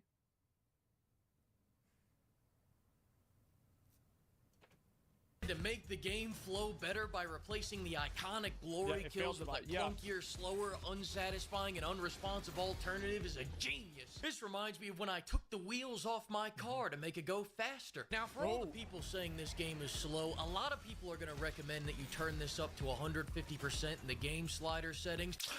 But I just don't think that's enough. So what I did was speed hack the game to go at 4 times the max speed. So I'm like, finally...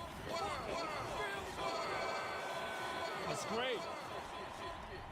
And for my fellow 70-year-old AARP card holders in the audience, if you were annoyed by the constant weapon switching in the last game, you don't gotta worry about that. Yeah, you know what? I was annoyed when you had to do rock, paper, scissors with certain enemies. I missed that. I didn't think I would miss it, but it made me... Because the stream, when I streamed the Dark Ages Monday, and I was like, look, you only need one gun. And I was like, super shotgun, low on ammo, melee strike the enemy so you get more, armor and armor shards. Streamed the Dark Ages Monday, and I was like, look, you only need one gun. And I was like, super shotgun, low on ammo. Oh no, I just lost connection. There it goes.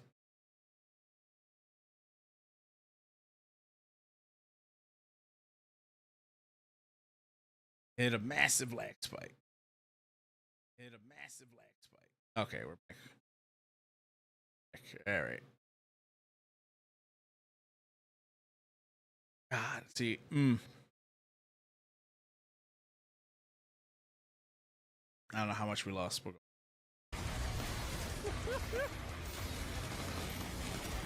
Oh, right, what I was saying. Before I got interrupted because of I don't know, maybe it's the weather out here today. It is raining out here. This is something I've said though. Like, this is why I was playing yesterday and I got the grenade launcher and the rocket launcher for the first time. I kept dying because I didn't want to use it. And I was like, oh, the game forces you to use this new weapon that you got because it was cramming the enemies together. But I'm like, with the shield and the super shotgun, I'm good. I don't need to keep switching. I can, I just don't want to because it's not necessary. Damn. Hang on a second. I think my T levels are getting too high. Let me watch it take down. Motherfuckers. Oh. Wait, so that was what the old Doom was? That clip from before? Holy shit. There we go. No, honey. Oh, and then also the I hope music you and didn't even Fabio work. have a great night out. Use my credit card. If I had to rank the shield on my official lawnmower tier list, I'd rank it at S tier. It's pretty maybe good. even Mega Milk tier. Oh. Sure, remove all the dialogue. Nah, I'm telling you, I want only scenes of Doom Guy or a. You know what? I actually think that's a good idea. Yeah, just take out every single word of dialogue. Because remember they did that for, who was it in Lost Ark? It started with a T. Not Thadan. He was one of the prime, like, evil guys. What was his? Thamine, yes. Thamine. This guy aura farmed so fucking hard. Literally no dialogue at all, and everybody knew who he was. Farming like Dirty fucking Harry. Yeah. I want to make this a silent film. In fact, they make Doom guys say one word. That's one word too many. Music. All I have to say is this. In the first stage. Now, if I had to rate this game on a buy, wait for a sale, or it's okay basis, I would say this is the type of game you get for free and go, hey, you know, for the money, it's not that bad. I had a truly incandescent time playing this game. 1 out of 10. Fuck you. You removed.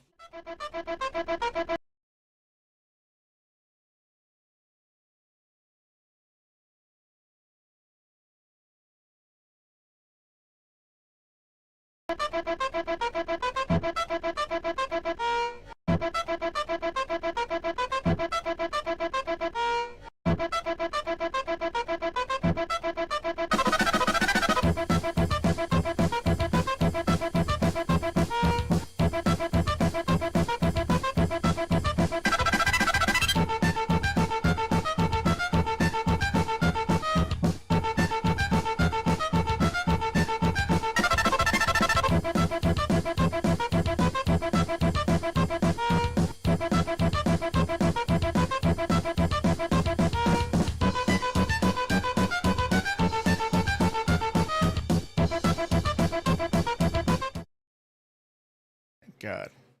Hang on. Back a few minutes.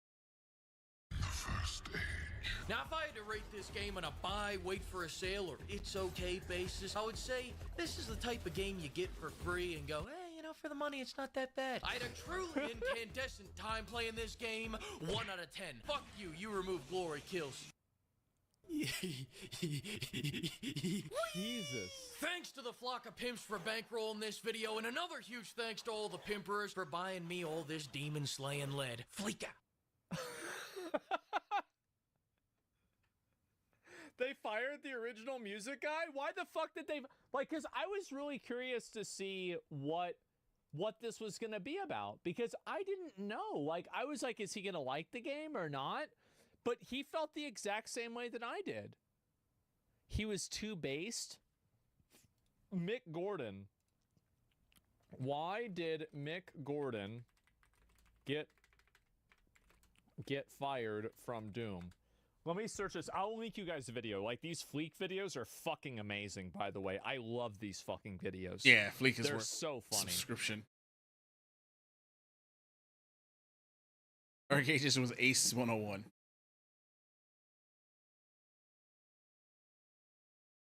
I don't know. Was that what JDS was talking about? Because Fleek was right. I don't know if Fleek was 100% correct and spot on with his take on Doom: The Dark Ages. There was nothing there I could. Yeah, I want to show this, but I can't show it, and it sucks that I can't show that. I got some Twitter shit that I want to show.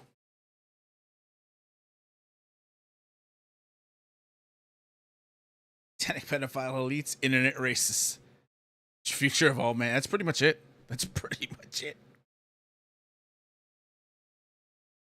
Oh yeah. Stuff. Oh, good.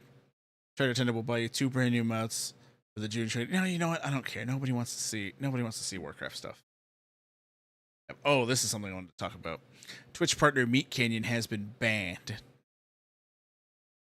I don't know what is he like just gone? Total bans 5, last hours, longest ban 3 days. Banned after 3. I don't know what's wrong with. I don't know why they banned him, and I still can't. I still don't know why they banned Meat Canyon. Ah, okay, hang on. So, let's see.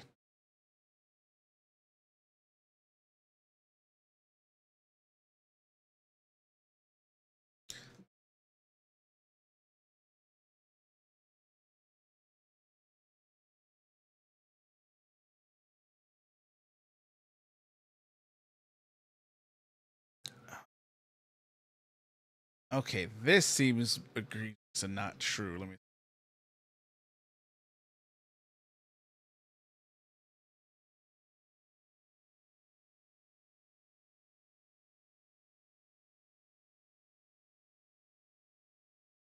Yeah, so I don't know who this person is. I'm not even gonna. Yeah, he was banned on Twitch last night, but I don't know why.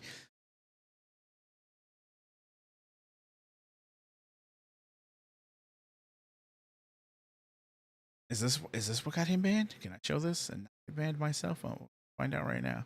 Doesn't matter if I get banned. I'm on YouTube as well. It's just something I've said. I don't feel bad for him. Papa Meat gives his opinion on the H3 Hassan and annoying ass chatters. Meat Canyon shares his opinion on Ethan Klein and how he handles the drama surrounding him. Basically, he thinks he could never admit when he's wrong. Everybody's against me. That's the biggest problem. All these people. I feel bad for Ethan, or I feel for him. I don't feel bad for him. I feel for Ethan in the fact that Doom's toxic femininity killed your stream, dude. I know. I just hit a really bad lag spike, but we're back anyway. But let's see this. Yeah. So like I was saying, Meat Canyon got banned on Twitch last night, and I don't know why. If you're a Jewish guy, your wife is from Israel, and you have, I don't know, you have all the, you believe in your mind, like you're a Jewish person that is seeing these things, and you know all these different. It's like, I don't know how I'm supposed to say it. Like, you feel personally connected to this, obviously because it's your religion and all this kind of stuff. The problem is he can never say that he's wrong about anything. That is the biggest. That's the biggest problem with all of these people. Nobody can just be like, yeah, I don't know. It is fucked up. This is fucked up. I shouldn't be overreacting to this. I feel like if he seriously would have been like, I believe this way. I believe this way, and I did overreact. I'm being a bit I'm overreacting to this right now. I really do think that people would have a different opinion. But it can never be that, though, is it? Because everybody else is fucking stupid. Everybody's against me. The chat and the communities are just as worse, man, if not worse. I'd probably say that the communities are worse. The communities are way more like, they're just so like, it's like all of them feel like they have like a fucking Excalibur sword in their hand, and that they have to go into any kind of like comment section or conversation just swinging immediately. That's what it feels like every time. No, he's right. That's what a lot of comedians are like. So I'm trying to work it out with him, though. You know, that's fair. It's one of those things too where, I don't know. In my opinion, the best way to ever help anybody is to not. Really, the best thing you can do to help anybody online, don't even fucking interact with them. Don't interact with them. Don't even acknowledge it. Even with all the people being like, oh my god, did you see what he said here? Did you see what he said here? Did you see what he said here? Did you see what he said here? Can't really. Who cares? Oh yeah, you're canceled, buddy. Oh. I turned it all the way up. No. Yeah, no, it's weird. He got, like I said, he got banned off of Twitch yesterday. I don't know why, but I've said this before. Is that Elon Musk and Asmongold are apparently, I think it's Asmongold, are apparently going to try to make X a new streaming platform. They're gonna try to turn X into like a Twitch kind of thing where you can stream and get bits and all that other shit through it. And it's like, if they do that, Twitch is done for, because Twitch keeps banning people left and right for unknown reasons, but glorifying Hassan, who has said some really fucked up shit in the past, and only giving him a 24-hour ban. It's just weird. And I'm like, just, I don't know what it is, man. It's so crazy. Let's see. Oh, yeah, I might as well just close this and not show this. I'll post it up. What was the other thing? Okay. There's the dude. I like the game, not bragging on it, but anybody who believes that 3 million numbers was pretty much lied to. Yeah. The game should have done much better. What went wrong? Doom: The Dark Ages sells less than 1 million copies across all platforms, almost 2 weeks since release. Most players on Game Pass. This makes me sad. It's a good game. Not amazing, but still. Let's see. Was the Force mech and dragon flying segments not something people wanted? Did they make it too simple? Wonder how Bethesda is thinking after this. And, well, yeah, that was the thing, too. And this was the thing, too. Like, we got this physical copy. It's a piece of cardboard with code on.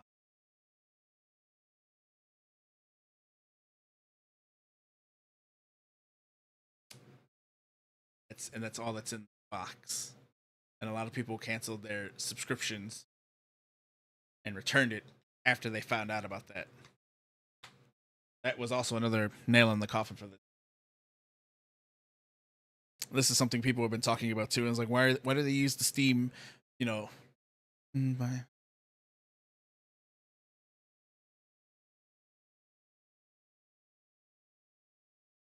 don't know. I don't know either. Like I said, it's crazy. But that's the thing. And again, we're bringing up Asmongold, but he was talking about how eventually this is going to bite Twitch in the ass. And he's right. It's going to bite Twitch in the ass. They're going to send in and sweep the whole board out, and Jeff Bezos is going to put a whole new board in. Because when was it?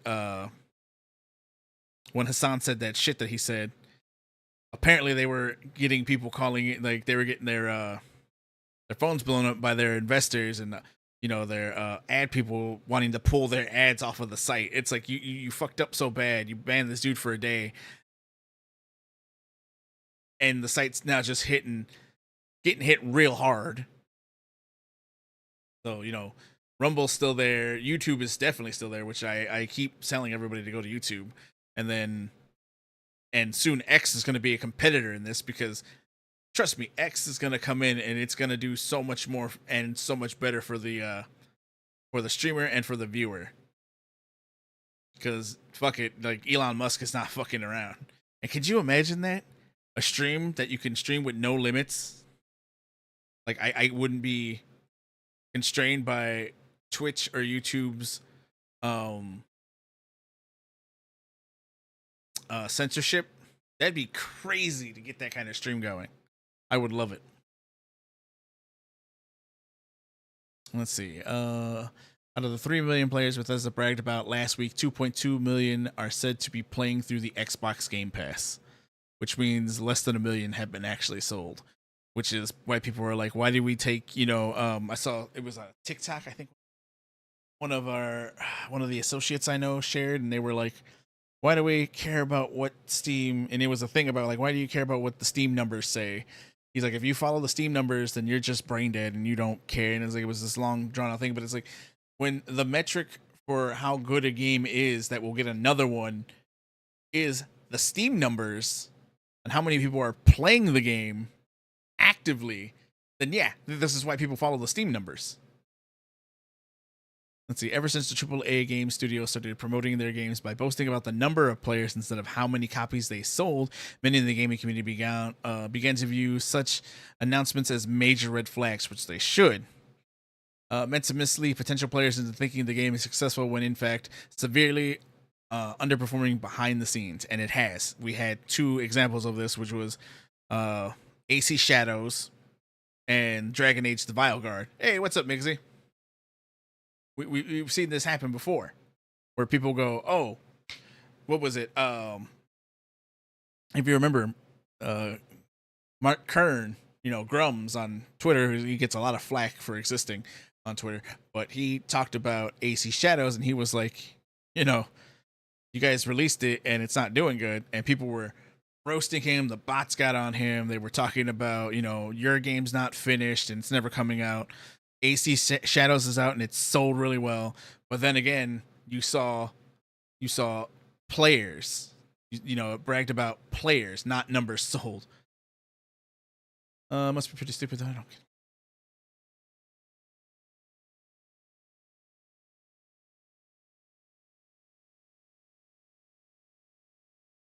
Yeah, kind of. Oh, actually, I can't really say because I've never played Hexen or Heretic. Except handhelds, which serves a purpose. People were still intimidated by, PC gaming. It seems like it's a really expensive venue when it's kind of an expensive venue, but not really that expensive, and it's worth every penny. I'm so glad I got into PC gaming over console gaming. And Mixie, again, I've been telling people, if you're on Twitch, go ahead and just switch over to YouTube for me. It's so much easier. I'm trying to get more people to go over onto the YouTube side, but not the Twitch side, because fuck Twitch, fuck it completely. But yeah, this is a thing. This is the thing. It's like don't if I start seeing companies brag about numbers, about players instead of sales, it's a definite red flag. Again, Vileguard was one of the bigger ones. AC Shadows was one of the it was also another one where I was talking about Mark Kearns, aka Grums, and they were trying to roast him on it over it about AC Shadows, but then a week later, what was it? Ubisoft crashes and gets sold off to bits and pieces to China. So it was like, yeah, you had your one smack on that guy, but he won in the end. And he was right.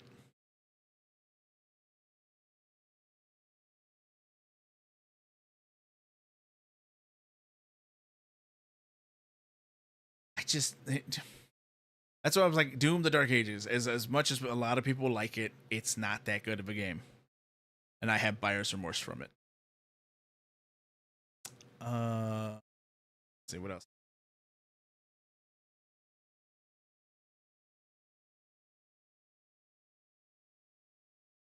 See, this is also what I said too. It's like don't worry about the current market, the current gaming market. Because there's still AA gaming. There's still the indie and AA gaming, and that's gonna be like if you're not following Robotus on Twitch, on Twitter, definitely give this man a follow, because him, Pirate Nation, they're really great places to follow. Look at that. Expedition 33 sales top 3.3 million. Not players, just sales. That tells me that there's going to be another game. That tells me that there's going to be more of these games coming out the pipeline. I don't have to worry about it, and it's definitely on my radar to play because it's been doing so well.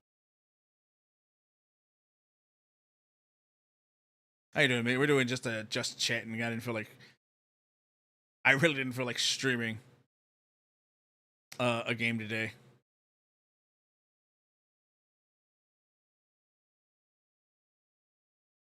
Let's see. This is something I didn't read all of this, but I saw Grum's posting.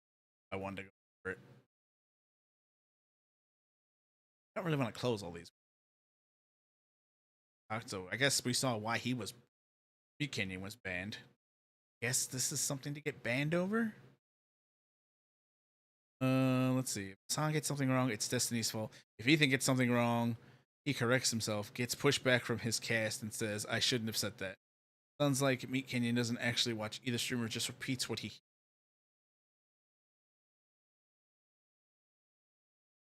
Subject will always be a console gamer. It's just easy to pick up and play. Plus, the dev can actually optimize since they are all the same hardware. PCs are definitely more powerful and customizable of ease and optimism. That is kind of true, actually, because you see all these new games coming out for being optimized for the best and most expensive hardware on the market, which is fucking stupid. It's really fucking stupid. You're like, oh, we're gonna release this game that's got your ray tracings on, you've got HDR on, you've got whatever the latest graphic card is by the time you're watching this, is out. Your shit's liquid cooled completely in that non-conductive non-electric water. It's crazy. And then it takes like 50 patches until they realize that not everybody's running a machine that God built himself, But then it was like earlier at the beginning of the stream, I was thinking to myself, was like, do I really need my subscriptions to like PlayStation and Nintendo? Do I really need those subscriptions? Because nobody I know plays on those anymore. Every game I play is either on PC or on my Steam Deck, and that's it. I was like, do I need to have my PSN account active anymore? I don't think anybody I know, anybody I play games with, even has PlayStation hooked up right now, and any games on the play. Let's talk about modern consoles: Switch, Xbox, PS5. I think they suck. A few games are overrated.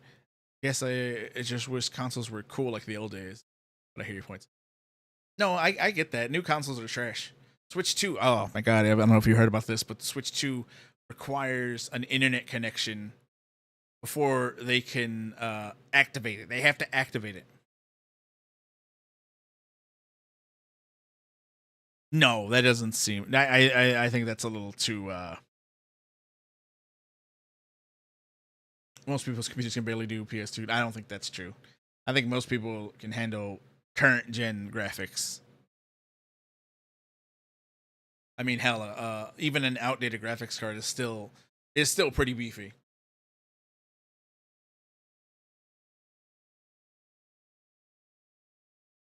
Ugh. But again, I have remorse for getting a PS5 because I only have one game on it, and that's Demon's Souls. And then I was like, well, you know what? I could buy. Well, no, technically I don't only have one game. I have a couple games for the PS5.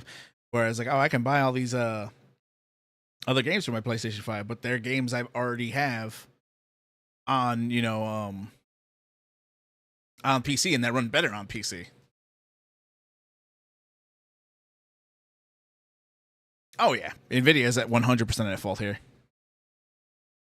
I understand where that's coming from. Nvidia said, fuck the players, fuck everybody who needs our graphics cards. We're just gonna hike the price up, and there's literally nothing you can do because we have a monopoly on graphics cards, which is why I switched to AMD. But that's still a problem, and this is why we, in corporate America, we don't allow monopolies because shit like this can happen. Let's see. Guy has no clue what he's talking about and wants to be on the good side of Twitch's golden children. I think you didn't have to be a diehard H3 fan to see the things did go a bit too far against Ethan this time. It did, because from what I have seen, like the dude got human remains of bones sent to him. Yeah, and then and I heard about this. They called CPS for the person to get his children taken away. They sent a human skull to him. How was this? Yeah, like no matter what Ethan did in this, he is the victim in this whole thing.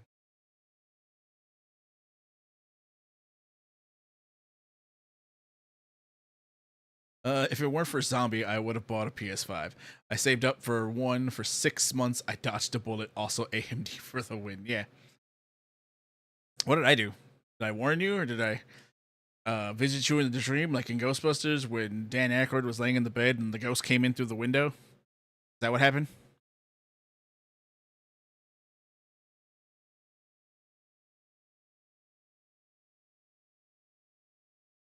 And this is true too.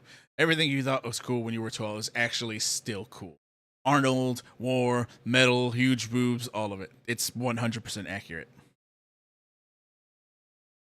Like this is the thing I've said before, and it's the new Kratos, the new God of War Kratos. I can't stand him. I can't stand the new God of War Kratos. You are my own personal sexy ghost. Hallelujah. But I can't stand the new Kratos. Can't stand the new Kratos. Can't stand the new his new whiny ass kid Atreus or whatever the fuck his name is.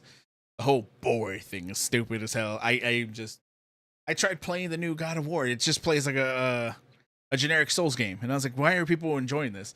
I got through the first cutscene where you gotta burn his wife in the ritual pyre, and then boulder attacks, and it's just like, this is boring. Why are people enjoying? But people praise it. People still praise this God of War, and I'm like, you know what? I'd rather just go back to old school Kratos. Old school Kratos was angry. He was ripping and tearing, and he was banging hot chicks. What's wrong with that? Nothing. No, they weren't. They weren't God of War. They weren't God of War games. I don't know what games they were, but they definitely weren't God of War games. And it's like, I've seen, a lot of people playing them on, Twitch and YouTube, and a bunch of other people I followed were playing them, and they were like, "Yeah, this game is great." And I was like, "No, this game is pretty boring." I miss it. I miss the old God of War games. Let's see.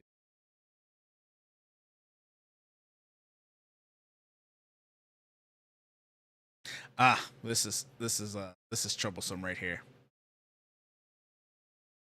This is the team behind the next Elder Scrolls game. TES Bros. I'm starting to get worried. Yeah, I am too. Angela, production and studio director, Christine Meester, senior character artist, and Megan Sawyer, senior environment artist.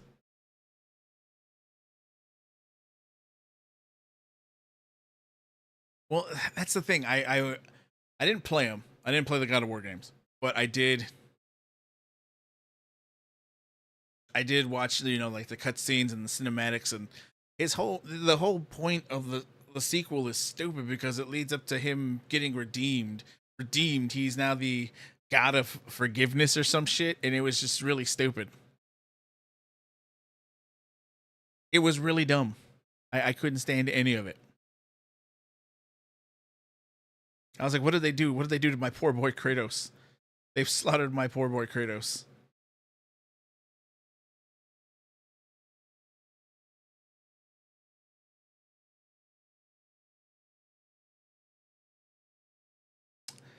This one I called the dog ship adaptation that actual fans of the game series hate but normally slobber over. Blue hair, this ship. Yeah. Oh man, we gotta watch this. It's something I gotta pull up for World of Warcraft. Let me see, but ain't no way you putting Fallout and Halo shows on the same level. April Fools was 6 days ago.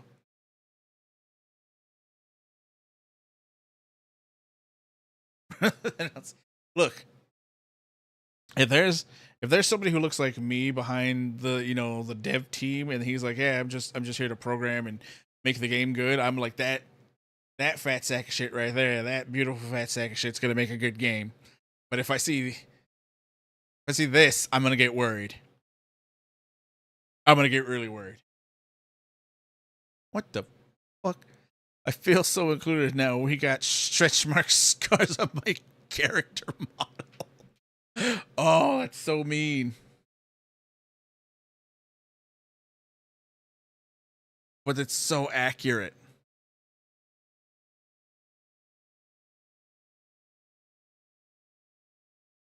Let me see. Where was it? Let me pull up that World of Warcraft video. Because I'm trying to do streams where I can talk and do things like that, but not just sit here and bitch about Warcraft. But it's like I'm just sitting here bitch about Warcraft. Fucking brutal. Where was it? Is this it? Yeah, I think this week.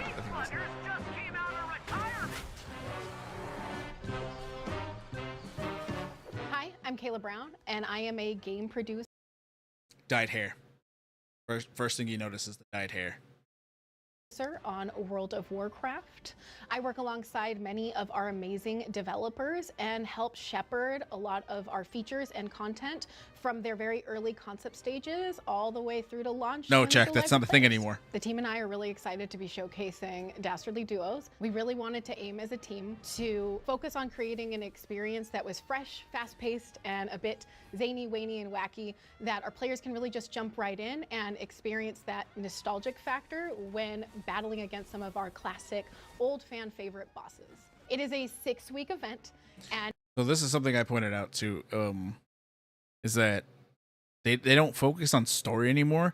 They focus on remember berries.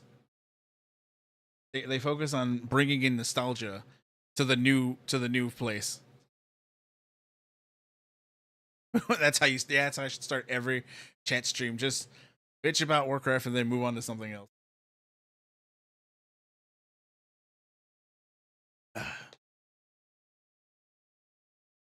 But I don't want to do that. Like I would love to.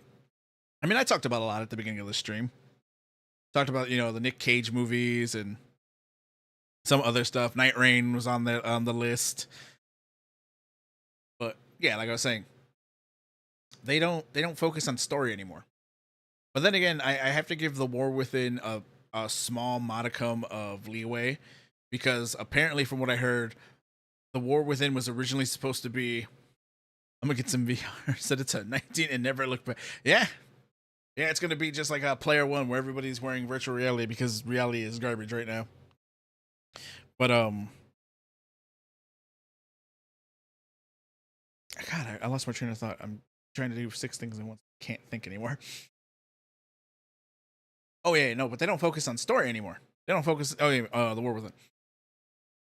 It was supposed to be one expansion. It was supposed to be The War Within, Midnight, and The Last Titan were all supposed to be bundled into one game. And then Chris Metzen came in and karate chopped it and split it into 3. So this is why I give The War Within a little bit of leeway, because there's really nothing there, because everything from that expansion got broken into 2 other expansions that haven't been released yet. This is why we have this saga. I think originally they were trying to just end Warcraft. From what it sounds like, they were going to end Warcraft with this expansion. And then Metzen said no. So it was like, huh, that's kind of weird. Why was like, because then when you play it and there's nothing in that expansion. There's nothing there. There's no substance at all. This is why they keep throwing all this out. And this is just pissing more players off. And it is hosted by no other than our good old pal Vinny Sweets. Players will be able to enter into the Dastardly Dome, where they will be able to face off against many of our legendary foes of old in the attempt to kind of get the best high score they possibly can. Players can queue up all on their own. They can kind of lone wolf it if they wish to, or they can queue in with other champions. That could be their friends, guildies, strangers, up to them. To do so, they would go and visit Ziggy Maru in one of the local event hubs that we have located either in Stormwind, Orgrimmar, or Dornogal. So the team really wanted to put their... And this is what players are complaining about too, and they're right, is that this is just another thing for people to stand in Dornogal and queue up and do nothing else other than stand there and queue up for another event. And people are really mad about it. And it's like, yeah, you get it. You get it. Again, I give it a modicum of leeway because, again, it was supposed to be broke. It was supposed to be like this last end all of Warcraft, which at this point, I wouldn't be mad if they ended Warcraft. But I don't want them to bring out a Warcraft 2. Because who said it? I think it was Asmongold said it best. Because the people who are spearheading Warcraft 2 are going to be the same people who already destroyed Warcraft. Passion into creating something that can kind of be fun and approachable to everybody. We also find a lot of value in creating a space that even just our most casual players can kind of just dive in there and really have a good instant fun moment, while also trying to make sure that we kind of put in there some layers of challenge. We kind of did this with Dastardly by using a lot of those wacky, crazy, zany elements and mechanics. And this way it makes folks have to be a little bit more creative when it comes to how they're going to get their next best high score. People want to keep an eye out because Vinny will be dishing pushing out brand new quests every single week for the duration of the event. And of course, upon completion of these quests, players will be rewarded with really new and exciting loot. Some of that being the Tyranotort mount, as well as the spicy meanball pet, and of course, the illustrious winner's podium, where players will actually be able to utilize it to show off and compare their best high scores with other players. My name is Pat Nagel. I'm a designer on the World of Warcraft team, specifically the Live Games Initiative. The Live Games Initiative has me worried, because it's just another code for, you know, game service, and I don't like that. I don't like that at all.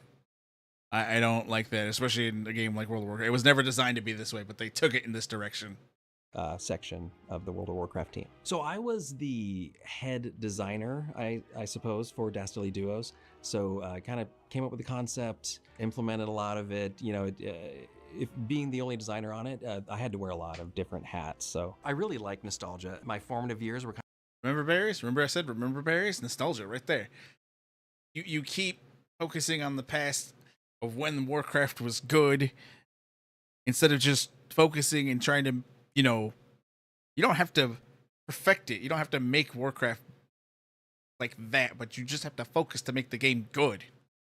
Kind of in the 1980s, you know, back when there were arcades that were like coin operated. You know, go to a place and you'd play and you'd get a high score. And you're correct. It is a awful practice. And we've seen so many games just killed either at the start or midway of their life because of games as a service. And that's exactly why I'm worried about this game service initiative, because it just sounds like games as a service. And you just keep pumping quarters in, trying to get better and better. I wanted to bring... I don't want to keep pumping... This is why I don't do Mythic Plus dungeons in Warcraft, because that's all that is. It's like, hey, pump quarters in and try to get better and better, and try to get your score up there. And it's like, I don't want that. That was not what the MMO was. I would leave Warcraft if there was another MMO that was anywhere near as good. Unfortunately, there isn't. And what this is becoming to me is just, you know, waste more time trying to get better at the game, and then we'll give you transmogs as a reward. You want reskin colored, you know, horses for like the 50th time, or that reskin colored armor for the 90th time. Here you go. Here you go. You get nothing else. That to WoW, to Dastardly Duos. I had some big inspirations from the 80s, like Running Man was a great one. It's kind of a, you know, whimsically dystopian, violent, but sort of fun, you know, movie. The video game Smash TV, that was a huge inspiration. But also things like Thunderdome, just you know, a lot of people into an arena, everyone's watching, kind of like a fun gladiatorial pit. So in the World of Warcraft, they're gonna make it so babyfied. They're gonna babyfy it, so it's like you got inspiration from all these really cool, violent, toxic masculinity things, and then you went and pussified it as hard as you could. Those were some really big ones. One of the fun parts of Dastardly Duos is that you're fighting multiple bosses at the same time. We're kind of throwing them all into the mix. That was why it was important to choose things like, you know, very distinct silhouettes, to choose mechanics that you could distinguish between the bosses. And even if a certain boss, you know, doesn't have a complicated mechanic, I would, the fact... Again, Doom the Dark Ages, when I bought the premium edition, I was like, oh, it comes with this. It's a piece of cardboard. It's not a physical game, which is what I want. That's why all my PC builds still have a disk drive in them, because I like my physical media. I don't care that people were like, I remember it too, because YouTubers were all mocking people who were like, buy physical media, buy physical media. It's like, physical media, what do you need physical? It's like, and then a couple, like, I want to say like maybe a couple years down the line, they're all like, yeah, I wish we still had physical media. It's like, yeah, no shit. We kept telling you physical media is king. It will always be king. The fact that you're fighting 2 or 3 or 4 bosses at the same time is where that depth comes. And that's an issue with the Nintendo Switch too, because I'll bring that up in a second. When we first started building Dastardly Duos, it was group-only content, and in the back of my mind, I knew that, you know, that was like a real blind spot for us. But we were able to use the follower bots. I mean, when you enter the Dastardly Dome with less than 5 players, it will summon the follower bots to kind of fill out your party. So it gave me my 4 friends, and I'm a mage, so it made sure that I had a tank. You can dismiss the followers, and that factors into the score. You're going to get like a lot more points than if you had the bots. The fact that you can play Dastardly Duos solo is going to let a lot more people play, I think. We did not worry much about the power level of our Exactly this time. Yeah, arrogance, men don't, but it's used as a I guess I want to say dog whistle. Yeah, I guess dog whistle's the proper term. I don't know. I don't keep up with the fucking term. But it's used as like, I guess, a straw man or no, it's a dog whistle to bring in censorship for things that people don't like. And there's the thing also what he's talking about on, this was group focused content. It should have stayed group focused. The fact that you can run this solo is stupid. It's an MMO. Stop making everything for single. If you want to create a single player game, create a single player game. But you're charging me $15 a month and then making it so I'm playing by myself. Like I don't have to push Mythic Dungeons because there's the new Delve system which they stole from ESO, where you can just grind out a single player dungeon that has you playing with an NPC. Like I'm doing that now and getting my characters geared up. I don't have to run any mythics or any raids because this will get me the exact same gear requirement. Our power-ups. So we have some that are really, really good for this mode, but you can only use it when you're fighting in Dastardly Duos.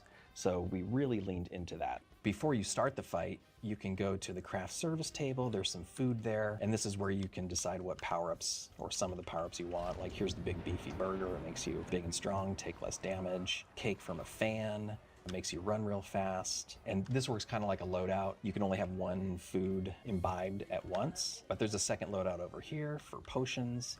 Here's the vial of healing. If you're drinking that, then you kind of regenerate health as you play. The bottle of invisibility, make you turn invisible every time you jump. We wanted to just not constrain like the power level of these power-ups. Almost any idea that as we're doing playtests, I'm thinking like, oh, that's probably something we could do. And I just kind of put it in and we try it out, start the match here. And there's a few different phases. This is the trash phase. You and your followers are gonna fight trash. You want to destroy props because there's things underneath them. Each wave, there's 2 bosses at once. There is certainly a lot of chaos. Do you want to pay $15 a month to do solo player content?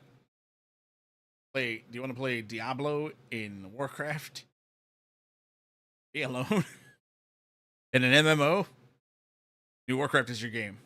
In the fight. And we get that chaos by basically throwing a lot of monsters at the players. You could be fighting 20 or 30 monsters all at the same time, but you have the abilities to do it. And after you've killed 2 rounds of bosses, that's it for the fight. And then you get your end chest. Oh, you see your score screen? This is the score I got, 189,000. That would be reflected here. So when you're in front of the podium, it'll tell you a couple things. Your high score and your last score. You can stand on the winner's podium, and if multiple people are standing on it, it will kind of make you jump around. If you have the highest score, you're going to be at the top. If you have the lowest, you're going to be at the bottom. Dastardly Duos is accessible to people who might not be the best WoW players, but they can still play and win. However, their score might not be as high as someone who is really good and learns like not only how to play their character really well, but how to use scoring within Dastardly. Read Icy Veins, read Wowhead, read how to play your class. Learn how to play your class. Duos really well, and there's lots of ways you can get double scores, triple scores. It can go up to millions of points if you kind of know not only how to play WoW really well, but how to kind of take advantage of the scoring system. There's a power up where this is the problem, Miles. Start making games for everybody. You're making it again. Vileguard. Vileguard was made for everybody, and nobody bought it. You can eat food that gives you a handicap, but the game knows that you have that handicap, so it gives you extra points. There's new rewards every week, so when you show up, you can play Dastardly Duos and you get a new toy, a mount, the winner's podium. But in addition to that, the content, the bosses that you fight each week, it grows. In the Find that his wife's boyfriend bought him. First week, there's only 4 bosses, but by the end, you can fight up to 10. And that was a big part, the kind of increase in bosses each week. kind of folds into the scoring system. If you have more things to kill, you're going to get more points. So we think that players' scores will kind of creep up week after week. My name is CG. I work for the WoW Dyed hair. QA team. I'm on the live game team, and I test a lot of the new experimental features. Here's the thing that's giving me a little bit of hope is that Season of Discovery is kind of being, it's not confirmed, but they're hinting that that might be Classic Plus. And if that's the case, I'm all for it. But I am, but I'm not at the same time. But the thing is, they also have this war that they're going to against add-ons. They're like, well, we're trying to get players to stop using add-ons, you know. And they got me thinking, it's like, why would you stop add-on use? Players have been using add-ons since the beginning of this game, but they're trying to ban add-ons right now. And then I thought about it. It's like, wait, is it because of Zygor? You know, that World of Warcraft add-on that helps you play the game better, also helps you make gold by teaching you, you know, what's popular, what to sell, and et cetera, to make gold in game. Which they got me thinking is like, is that why? It's because you can take that gold and then buy actual game time. If you have, I think right now the price to buy a game token in the game is actually straight up Misfits haircut. Yeah. Is what? It's like 250,000 gold for in-game game time. Or no, not 250. It's 2,500,000, I think, to buy 1 month of game time. And if you have, you know, add-ons and apps that teach you how to play the auction house and how to do all this, you can just infinitely, you know, just pay Zygor, which is a one-time purchase, and play Warcraft for free. And that got me thinking, it's like, yeah, because I don't trust current Blizzard right now. I don't trust, they got Chris Benson back, but I still don't trust Blizzard. And it feels like that they're doing something underhanded with removing add-ons. That and the one-button rotation is also a flimsy excuse. People are like, what, you just don't like disabled people playing Warcraft? It's like, no.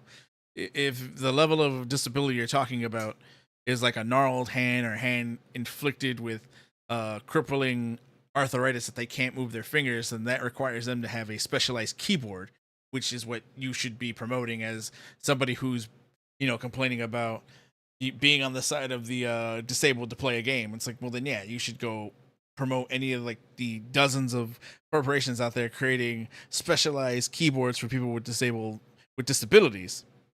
But then again, Elden Ring, when that came out, had a huge had the same people crying about, you know, people with disabilities and crippled people not being able to complete the game because it's too excluding, and they should have an easy mode. And then the most hilarious thing happened was a bunch of disabled people who actually, you know, couldn't move their arms really well were playing and beating Elden Ring bosses. So it's like that argument's out the window. Among them Dastardly Duos. So we kind of look at the feature as a whole and break down all the different aspects of it and make sure that all the different parts of it are tested from all of the different groups that we have in QA. One way we kind of approach it is like looking at it from what aspects are new to the game and how do we want to test those, and what aspects already exists, and kind of pull those aspects in for previous testing, as well as developing new test plans about how we want to test a feature that's completely new. One of the foods that we have is the shrimp, and when you eat the shrimp, you kind of shrink down, you do less damage and you take more damage. We would call it shrimping. And so everybody would go in and they'd eat the shrimp and they'd be like these smaller characters and go and try to fight and just see how that would react. I'm going to have the challenging shrimpy fish. It's going to shrink me down. Then later on we added another challenging food, the hot dog. So when you eat that, you kind of get indigestion. You get ×2 kill and survival bonus, but sometimes you get gassy and you can... They're against the hot bars. They're against, you know, clicking. It's like, oh, well, that's going to... People with disabilities can't do that. Well, what the hell do you want me to do then? Go talk to you know, any of these companies that are creating specialized keyboards for people with disabilities to play the game. Don't attack me for my ability to move my fingers. Knock back the players behind you. So that's kind of like a fun little bit of chaos that we added into the arena. Also, one of the they things added that a we fart have was joke. the Ha ha ha. Bullhorn of Calling, and that allows you to summon in an extra boss. So if you want to go for a higher score, you can use this Bullhorn and just pop in another boss at any time. And one of the things our QA UX folks did is they just kept using Bullhorns, right? And so they just keep summoning in bosses. At a certain point, there is a point where you've killed every boss that can possibly summon, so then a wave of ads will come in, and then you get more points from those. And it gets pretty chaotic if you keep using those Bullhorns. So one of the things that we did do was we added a cap so that those can only cap out after you've summoned every single boss and then a couple waves of ads. We did kind of try to look at like, what's this behavior like? What's a player going to do to try to get this higher score? And it's like, okay, well, you know, we want you to be able to have this chaotic fight, but you don't want it to go on forever and just get like, you know, accumulate score forever and be in the dome. But it still makes for a pretty fun experience when you're sitting there and you don't know if your teammate's going to summon one too, right? You both summon a new boss at the same time. Everything gets pretty hectic. Taming the chaos, but also embracing the chaos. We're really excited to see all of the high scores really start to roll in, as well as see who kind of hits the tippy top of the winner's podium. I'm not, because again, this is the same thing I've had a complaint with when they were introducing player housing. It's like you're gonna make this into a game about farming, you know, transmogs, and it's not what this game is about. You need to check I need to check my finger privilege. My ability to make a fist is just showing everybody who can't, you know, what for. Oh wait, is this what I'm thinking of? Yeah, okay, this is the one I was looking for. This is what I was talking about earlier. Twitch is fucked. Elon has just agreed to Asmongold's proposal for streaming on X. X streaming is about to get serious upgrade. Ow, fuck.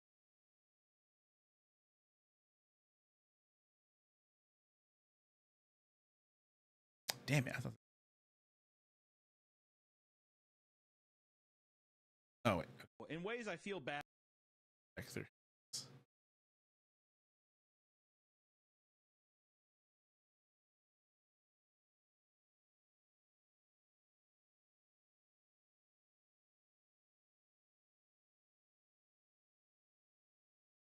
Asmongold says he's been in contact with people on Twitter, X streaming. He's willing to help them change their entire UI platform and stream there for a month for free. Says he would stream for 20 hours a week. I think it would be anywhere from $30 to $50 million to complete. And this is something I'm actually excited for. If I talked to some of the one of the guys that this might be. Yeah, okay, this is it. This is the thing. If this goes through, I'm definitely buying a blue check mark just to stream on just to stream on X. You know, on X as well. Like besides Elon, right? I talked to him a little bit, and like if they, like I don't know how much time I can really invest into doing this, right? But I could probably give them like at least 20 hours a week. I mean, maybe I don't know how much time I could really go beyond that. I mean, for free, really. I mean, if they want, like, or we could really work for like maybe like a month or so and like get the website up to par for like live streaming. I could do that. That'd be no big deal. And if asking for ad money, I don't give a fuck about money. Like, I mean, if they want to give me money, that's fine, but I don't give a fuck. The fact is that, like, again, I just think that it's better for the platform, it's better for everybody, and so I just do it for free. Like, I don't care. Like, I've already got enough money, right? And so, like, if I get more money, I get more money. He really does. Remember he started his own PC company before they booted him out of it for saying something, which I think is a stupid ass thing, but he did start his own PC company. He makes more money streaming on Twitch with no ads on. Like, the dude's set for life, so he can do whatever the fuck he wants. Money, but like, if not, that's okay. And so anyway, get your damn time. Yeah, no. So if they want to hit me up and work something out, and yeah, I mean, we could get it set up, because I think honestly it probably would take about probably like 4 months of like A/B testing of like things that work and don't work. But then after that, I mean, you've already got like a number of like really good points of reference. It's probably not even that hard. I mean, I don't even think they really even need me to do it. But you know, if they wanted to take live streaming seriously, I think that X could be the place for live streaming. But they just have to do a few different things and change the UI a little bit, which would require, like, I think probably, actually, to be honest, I don't know what I'm talking about with the amount of money it would cost. I really don't. It'd probably be like $30-50 million to get everything like set up and ready. Like that's what I would assume, to like have it all programmed in and like, you know, redo the whole website, do it everywhere. Probably be like 30, 50 million. So yeah. There'd be nothing for Elon to do. And I hope to God they do this. Like I said, could you just imagine a stream on X where you can show anything? It'd be great.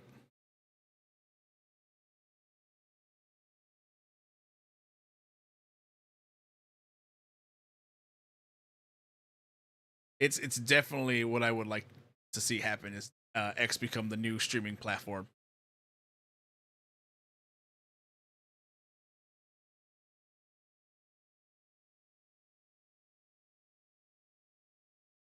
Oh wait, where?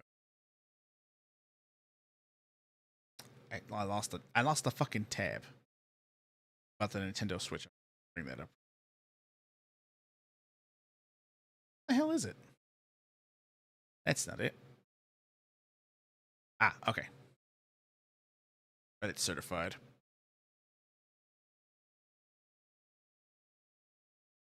Yeah, so somebody appears to have a real-life Nintendo Switch 2 retail unit, but he can't use it because it doesn't function without the day one update on June 5th. Posted on Reddit.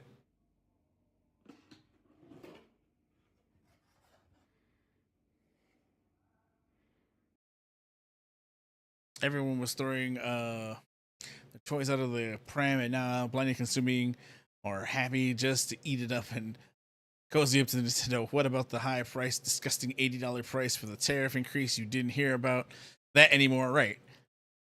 Happy to blindly consume like the sad sheep they are. That is true, because I remember when tariffs first hit from Trump, everyone was trying to blame him for the Switch 2's price hike to $450. And everyone was like, no, this has nothing to do with the tariffs, because this was Nintendo was planning this months in advance. I need to stop you install an FW update in order to use it. I can't play fully offline. It doesn't require a connection to use after the update from what? Yeah. There is. I mean, you can go to Rumble. You can go to here's the thing.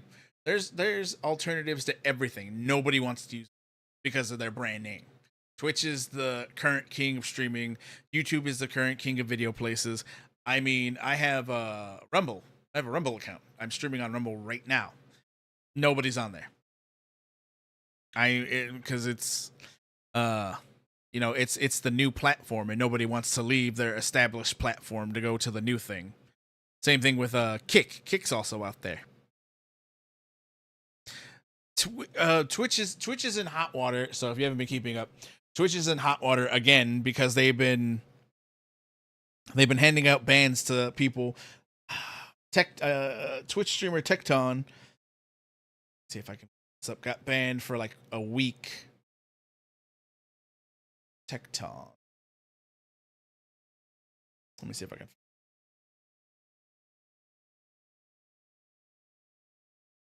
He got banned for a week for calling another streamer fat, I think.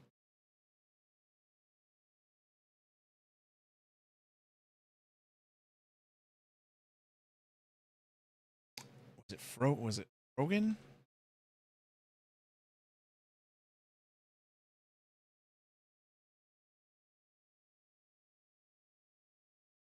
Yeah, here it is.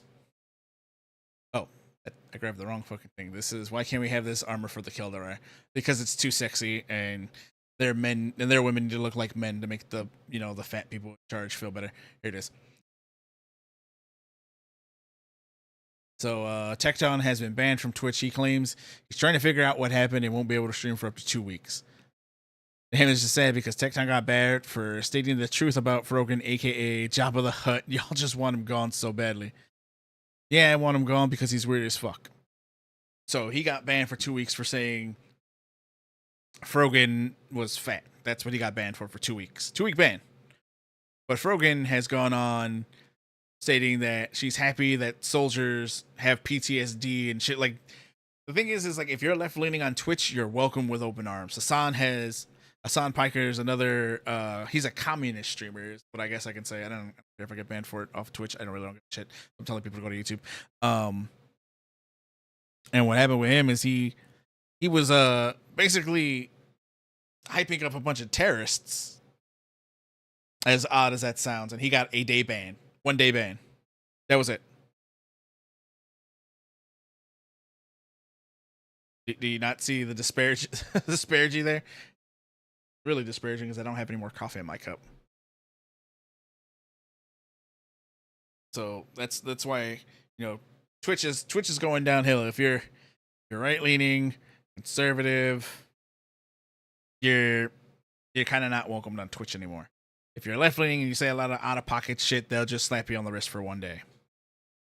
It's starting to get worse and worse on Twitch, which is fine by me because I don't care really for all the bells and whistles that Twitch comes with when it comes to streaming. You know, like, oh, you got your bits, you got your everything, and it's something I don't care for when it comes to the platform of like, hey, dance monkey, dance as hard as you can. That's me. What, that he said she was fat, or that the very popular streamer also hyped up a bunch of terrorists?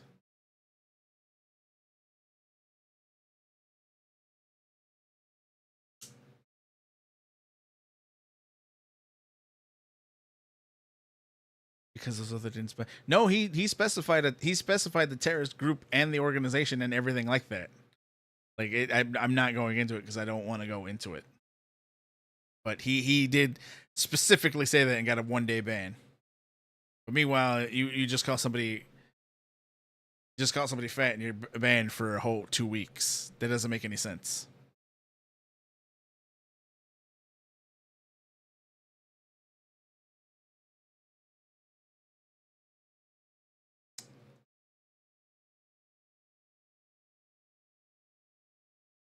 Oh yeah, somebody came in and wanted me to watch this The Love of a Sin You Only Live Twice thing as well to react to this.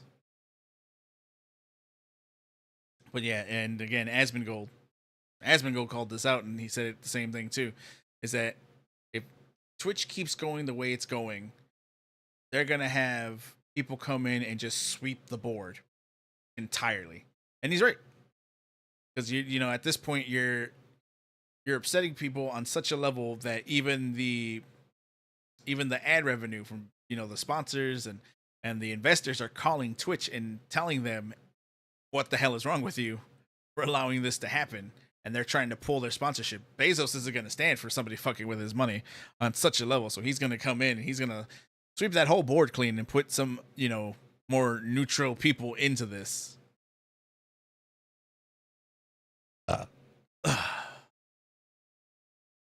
Which I agree with. I completely agree with it. I don't know if I want to watch this because that person came in and said, hey, react to this video. It's in 3 parts, part A, B, and C. And then they disappeared and they never stay, so I don't react to this.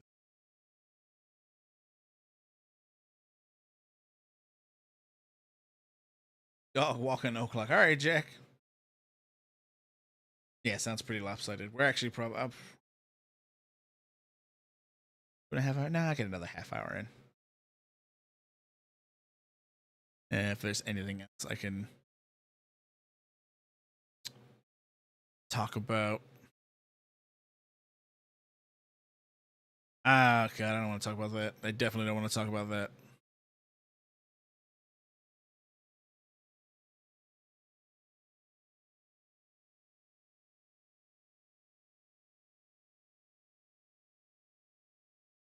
These are children's stories. Warcraft is still toothless people are speaking up. Yeah. Yeah. Actually, hang on. Let's see. I don't know if I want to react to Belluar. But then again. Oh, wait. The anime ban. Yeah, that's something. The anime ban in Texas. Let's see.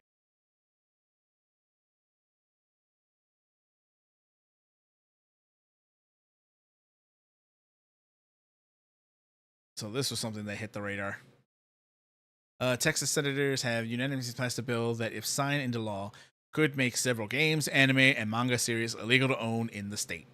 The bill bans any obscene depiction of minors or someone who looks like one. Which we're back at this fucking point. Here's what you need to know about a Senate Bill 20 and how it could affect Texas if made into law. A Texas bill that unanimously passed by the state senator will, if it gets stated as actual law, will criminalize the possession of any material depicting a minor in obscene ways. Though Senate Bill 20 is structured in a way that mainly points at the usage of AI software to create this type of material, cartoon or animation are also specified. So that's a thing.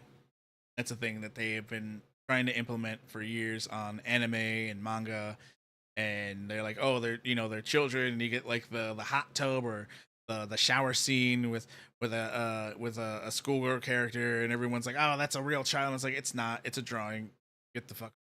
But it's child pornography, and it's like it's not CP. In fact, it's so not CP that the CP hotline told people to stop calling them because people were still trying to report anime when they won't report real crimes. And it's funny to me because most people I've ever seen complain about this stuff normally actually has CP on their PC and they get caught, and it's funny to me.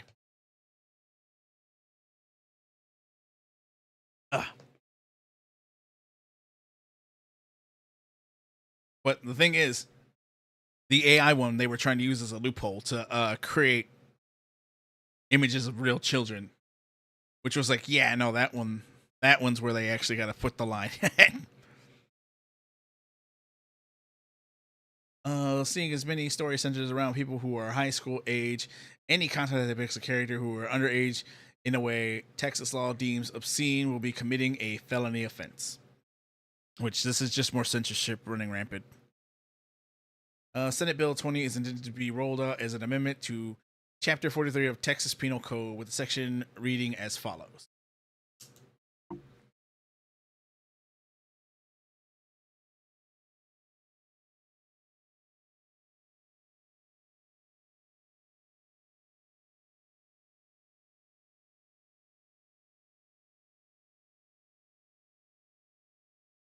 Yeah, no, you're right, Migs, on it being Twitch's rules. The problem is that it's used by a lot of people, and this was the same issue that Twitter had before it became X, was that everybody, it was like, oh, it's their site, their rules.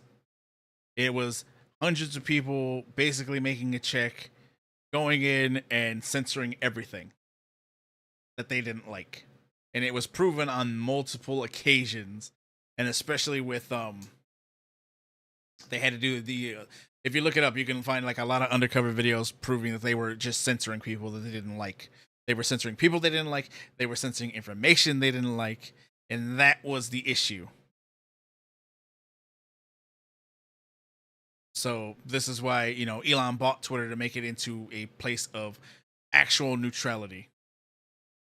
Same thing with Twitch is that if, again, the censorship, they don't like you, they're not going to put you up on the top. Stuff like that. This is what I'm against. Now, the thing about this is that you're right. You don't like it. I don't like it. Somebody out there likes it. And the thing is, it's not real. Because this is another slippery slope. It's like, oh, but it's depicted as this. And it's like, who cares? How much anime have I ever seen where I've seen a child get eaten by a monster or some shit like that? It's the same difference at this point. You're trying to censor one, but not the other. And it won't be long before, if this one falls, the rest of the dominoes are going to go too. X is a cesspool. X is true neutral. That's what I like. Let's see. Senate Bill 20 intended to be rolled out as an amendment. Okay, we read that. A person commits an offense if the person knowingly possesses access with the intent to view or promotes obscene visual material containing a depiction that appears to be of a child younger than 18 years of age, engaging in activities described by Section 43.21A1B, regardless of whether the depiction is of an image of an actual child, or cartoon, or an animation, or an image created using artificial intelligence. application of other computer software. So the line on this one is that if you're using, because this was the thing they had to add in, was if it's AI using to create an image of a child, but was the child based off a real person? If it was, then that becomes a felony. That was the line in the sand. And that is a very good line in the sand to have. Because perverts were using it when AI first came out to create CP. It's like, oh, it's not real. And it's like, no, you depicted it off a real child, which is the same thing. You can't do that with a celebrity either. And yeah, you can't do it with a celebrity. You can't draw, pictures of I don't know, like pick your favorite celebrity, Beyonce, any hot celebrity you want. Just, you can't draw pictures of them doing horrible things or getting horrible things done to them because it's illegal and it's using the person's likeness. You can skew it, which is what a lot of artists do, is they skew it and it's like, oh, this isn't Daniel Radcliffe, this is Harry Potter. And then it's like, oh, you got to skew it a bit more. So now it's Larry Planter. And that's how you bend the rule and get away with it. Because it's no longer the real person being depicted doing the bad thing. Let's see. That said, the activity described by section 43.21a(b) are designed up to interpretation, though the standard acts that would be considered deplorable by most. Definition of obscene materials ends with this line: material or a performance that, taken as a whole, lacks serious, literally, artistic, political, and scientific value. Which to certain people could mean a lot of certain other things, which is why I am going to be against this. Because then it's like, oh, you got like girl whose clothes got shredded because she was in combat. Now you're gonna put this against that and say it doesn't have any serious, literally, or artistic or political. You're gonna start saying that, and it's gonna start coming down. It's why I'm always against censorship, because it's always a slippery slope. So they start fucking up with other things for no reason other than they don't like it. Things get murky when this is applied to the game, like Persona. Aside from the story arcs at the center around the sexual exploitation of minors present in both 4th and 5th entries of the series, Persona also has a dating sim mechanic that sees the characters getting into romantic relationships. Many of these characters are under the age of 18. They're not real, so I don't give two rats' asses. And here's the thing I'm also going to say, that I've seen people who have been against anime, completely against anime. Any fan service is bad in their eyes. But those same people have also supported cuties. So I'm not on that team. And if you don't know what cuties is, look that up on your own, because I am not showing any of that on this stream. Like there are things, that's a line I am not crossing.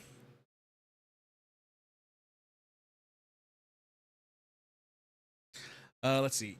Even if the Persona series didn't show any explicit material listed in the section 43.21 related to minors, dating mechanics are a core part of the story for both games. There's a chance that, depending on how Texas interprets it, didn't I just say this? Didn't I just say it came down to interpretation? Dating mechanics are a core part. Okay. Depending on how Texas interprets this bill, if it were signed into law, owning one of these Persona games could be a felony in the state. I'm validated. Thank you.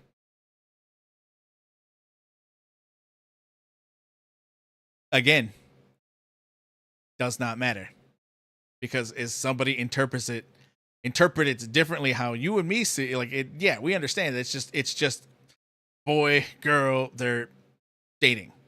Somebody could be like, well, those characters are gonna have sex off screen. That offends me, and it's like something stupid like that. It's when you think of things like this, you have to think of it from the most illogical standpoint.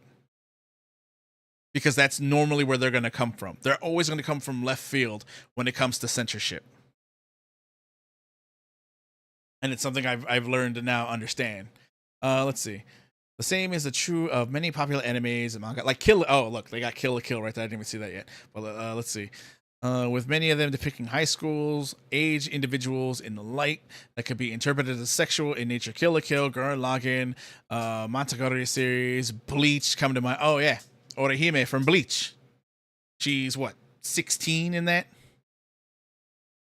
With a huge rack, and it's like, oh, you're a pervert for saying that. It's like, well, that's how she is. That's how she's endowed. It doesn't make a difference because she's not real. Who fucking cares? And she only got hotter when she became Ichigo's wife in the later series, in the revival series. If you haven't seen what she looks like, go look it up. Yeah, and Kill la Kill is a great example. An amazing anime. Great if you haven't seen it. Nothing but fan service. But it's still a really good series.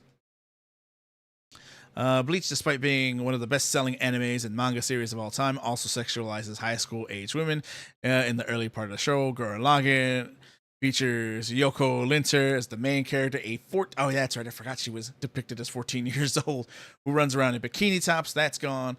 Monogatari series. I've never seen that series. Monogatari.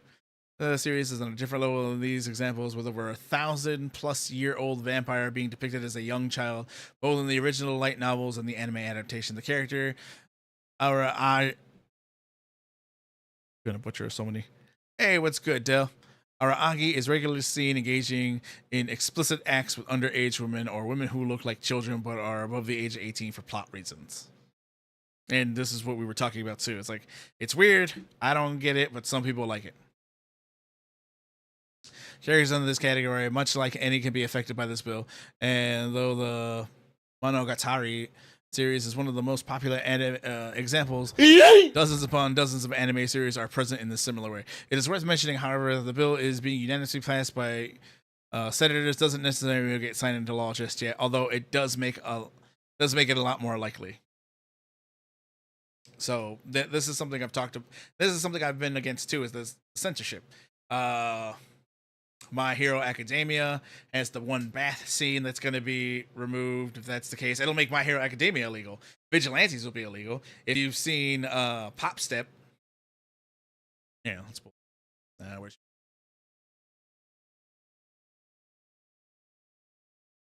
My Hero Academia Vigilante, or was it Vigilante? My Hero Academia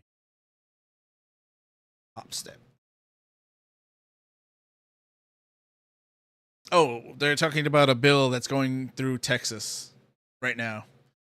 I lost the page. Oh, the new Texas bill that's aiming at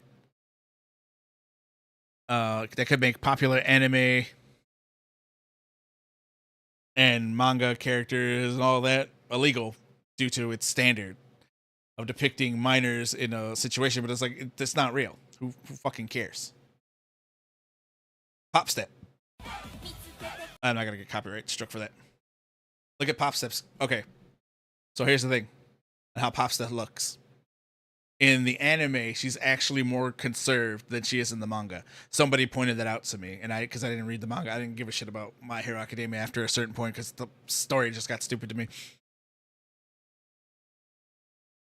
But yeah. So in the manga. Let's see if I can get a close up. I think there's one here. Yeah, the heart's actually wider. She doesn't have the stockings on or that little skirt. Yeah, she doesn't have these stockings or the little skirt. In the manga, she doesn't have any of those. But in the anime, they made her more conserved, more reserved, I should say.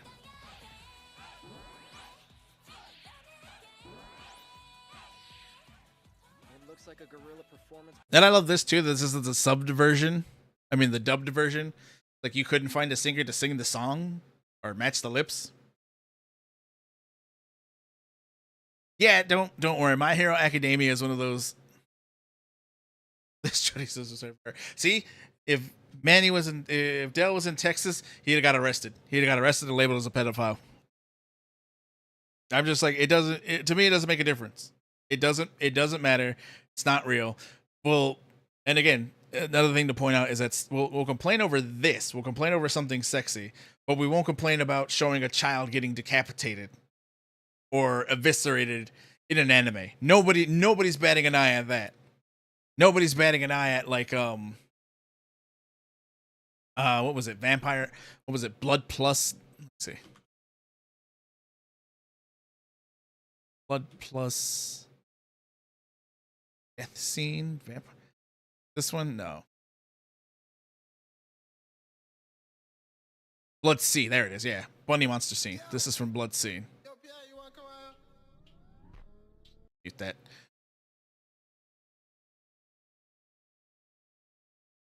They're playing crap music. Yeah, nobody's saying this is bad. I'm not gonna get in trouble for showing this. Not gonna get in trouble for let me see if I got find Blood Sea Vampire Rabbits.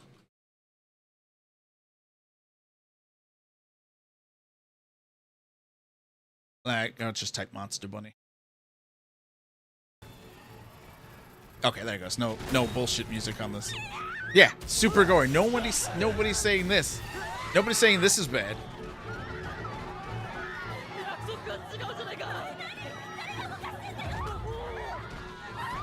How many of those people you think throw in the bag are minors? Oh, he looks 16. Oh, look at that. Nobody's saying this is bad. Oh, that girl was definitely underage. You know what? That one's okay. He might have been a pedophile.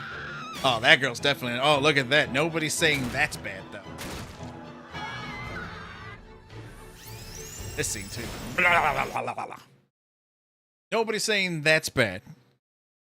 Hell, oh look, there's this one, Made in the Abyss.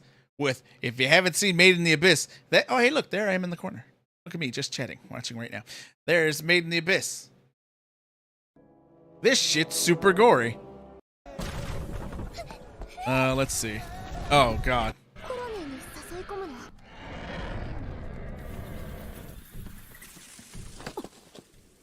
Yeah.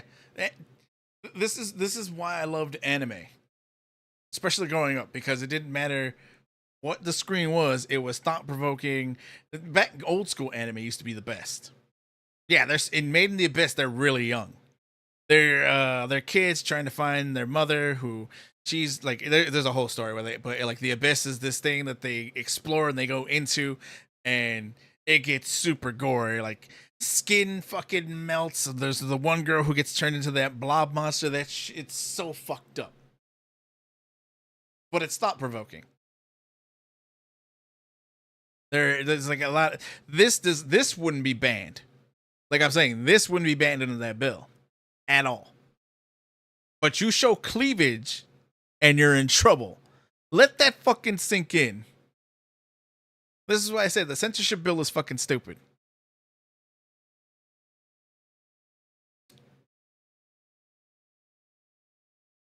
But it's fucking, yeah, that's what I said. It's non-fictional. I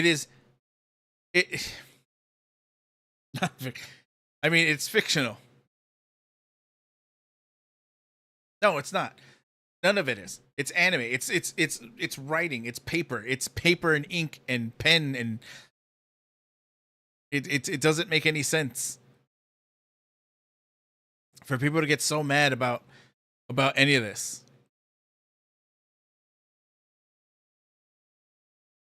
Yeah, it's fictional. It's fictional characters. Wait, what's up? What's up, Wolf? Like, oh, look at One Piece.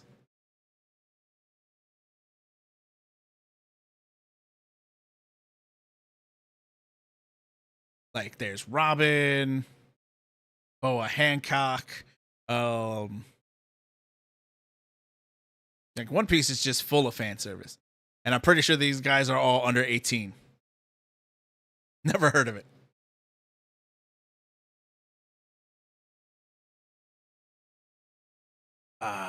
What's another series? I don't know, let's just type in anime and see what we get.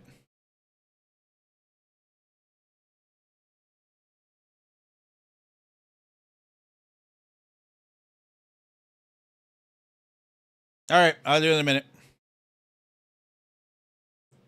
Yeah, it's just like, it's crazy. It's absolutely crazy that they're trying to ban something like that. But then again, I can show the goriest shit on the planet. But God forbid you show thighs or cleavage. Oh, that's a good one. Hang on.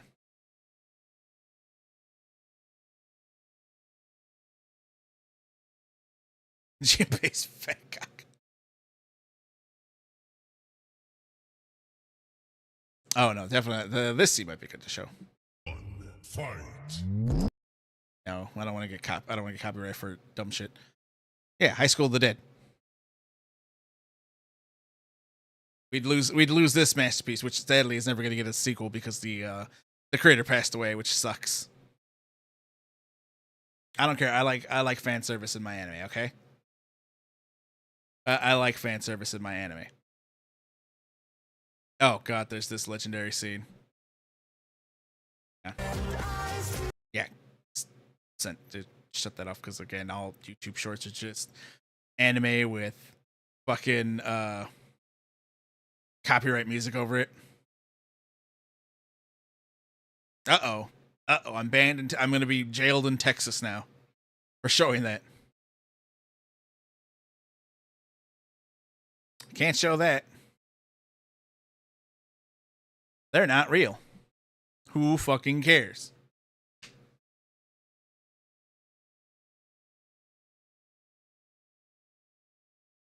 Yeah, it's this character. I'm pretty sure she's not 18. Everyone, because one of you is going to the slaughterhouse tomorrow. Moo? Of course it's not you, Raoul. You're one of the good boys. Moo? Cowgirl, you lying to the cows again? Tain't right.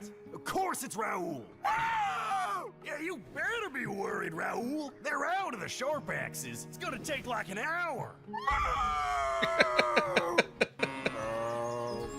Or there's like classic and GTO. The GTO would be banned, definitely be banned.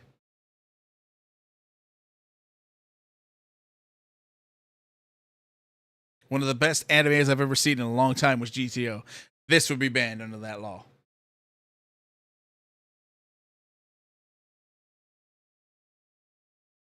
Without a VPN, so I've heard. So I've heard. So I've heard.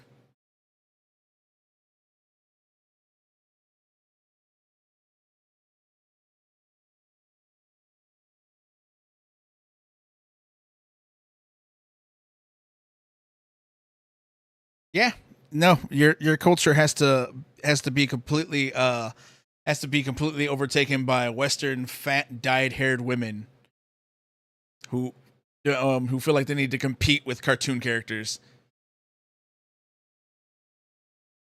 It's so dumb. It's so dumb. And so I'm like, no, I don't care for this. I don't care for this law at all. My stream is now banned in Texas, by the way. Sorry, Migsy. You're gonna have to go to jail for what you saw. I know I've tried everything to get them back. I'm at my wits. Sorry, the FBI is at Migsy's door now because of what he's seen here. He's gonna be put into a correctional facility, reviewing anime titties.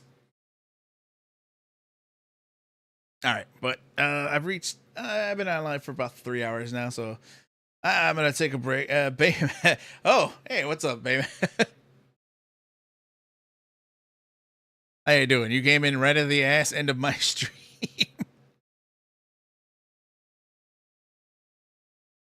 Oh god, we were just talking about a lot of good stuff here today. And unfortunately, the only problem is you need to change your name to Not Alive Band Zombie. Don't worry, I usually do that. On a fly to Chicago just to watch Pornhub and anime boobs. He's gonna have his own Escape from New York moment. Migsy's gonna have his own Escape from New York moment, where he's got to flee out of Texas. Oh my god. Yeah, no, I just think the thing is really fucking dumb. Again, this is why I said I love X because it's so neutral. I don't care for censorship in any form because it always is a slippery slope that leads to something more fucking stupid. I don't know why I'm putting this on the screen.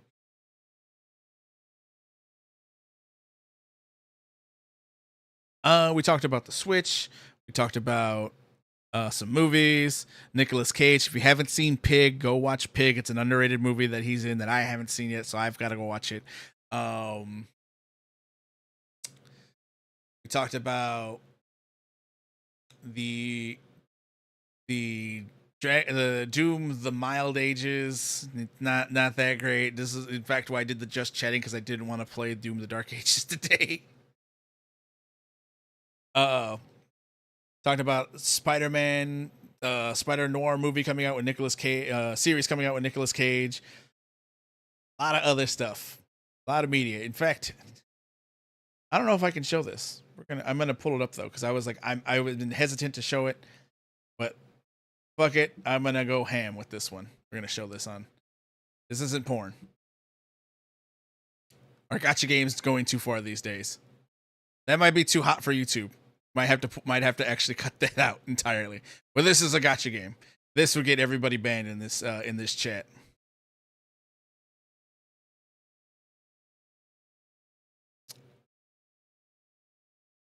Everyone's gay for Nick Cage. Yeah, we talked about a lot. Talked about a lot today. I'm glad I did it just chatting. I'd like to do more of these. Even the people down under. Yeah, we talked about his movies. I showed the clip from Willy's Wonderland. I showed the clip from Mom and Dad. Oh, Lord, Mixie, you're going to jail tonight. You're going to get diddied by 5 dudes. They have the baby oil in the cell waiting for you now. Yeah, like if you haven't seen the horror movie Mom and Dad, definitely check that one out. It's one of I love Nick Cage in that movie. What else did we go through? We talked a lot about Asmongold, about how how they're getting X ready for streaming, which I love. Stephen Hawking's Ghost is watching Doom: The Dark Ages. We went over the difference between when they say they have players versus cells, because again, I want to see games report cell number. I want to see them not report the player number. The player number is a red flag entirely. Claire, yeah, see, this is what I'm talking about. Sales. Top 3.3 million. It just topped 3.3 million. They said that Doom: The Dark Ages had 3 million players.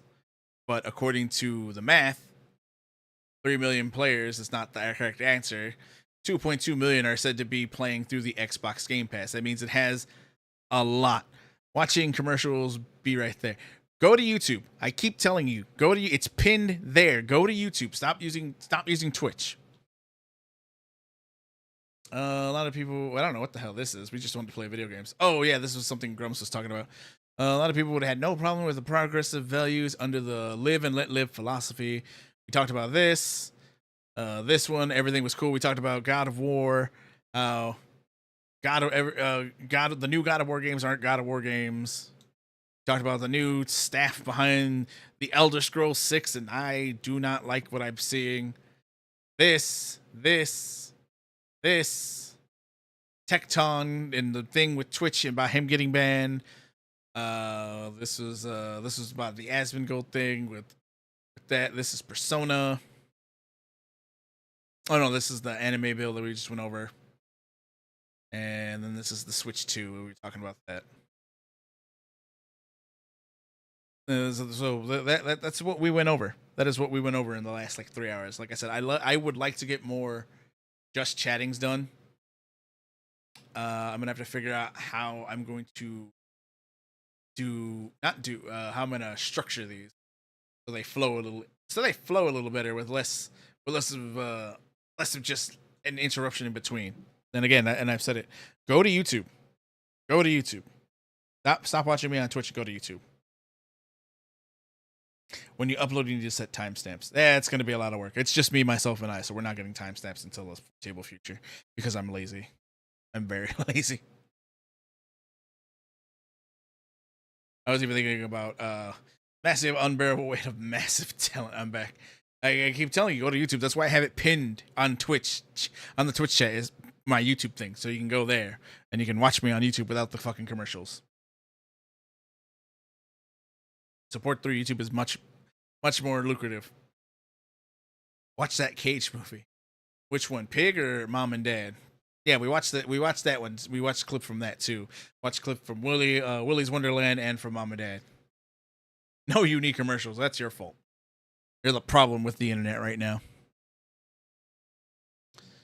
But I want to thank everybody who tuned in. Still stand by my question of why obesity causes blue hair in most women. I don't know. I don't know why it causes blue hair, piercing, and hang on. Why do people in open? Yeah, there it is. Why do people in open relationships always look like that? I'm being. No, because what do you mean by that?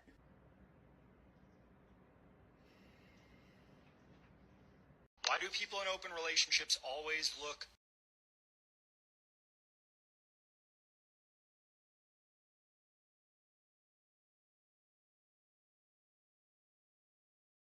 Yep. Till next time. I might come back tomorrow. I might not. I don't know. Like I said, I got to figure out and write down and figure out how to structure the whole thing so it flows a little better. Look up the trailer. Oh, what trailer? What are you talking about? Are you still on the Nick Cage thing? Which one? I mentioned 3 of his movies. Which movie specifically are you telling me to look up?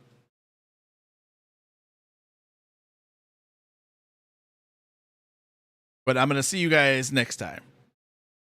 The Unbearable Weight of Massive Talent. Oh, okay.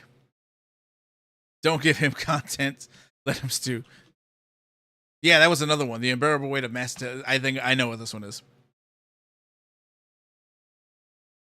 I'm Nick Friggin! That's with him and Paul Pascal.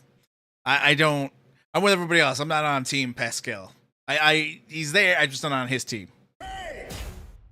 What's the worry here, Nick? You've lost some of your talent as an actor? No. What did he say? He says he loves you, but he went in a different direction. I'm done. I'm quitting acting. Ah, man, I'm driving through the hills. I'm sorry. One more time. We got another offer. It's $1 million. It's to attend a wealthy gentleman's birthday party. The guy that owns this house, what's his name? Javi. Javi. Mr. Cage. Excuse me. Is Javi going to want me to, I'm not sure I understand. Look, it's Javi. I am Javi. Nick Cage. God, this place is stunning. What is your favorite movie? That's one of those questions I've seen that's this. impossible to answer. You can't just limit it to one. Imagine me and you. It's been memed and it's been. Much. Is this supposed to be me? It's grotesque. I'll give you 20,000 for it. Give me 20,000.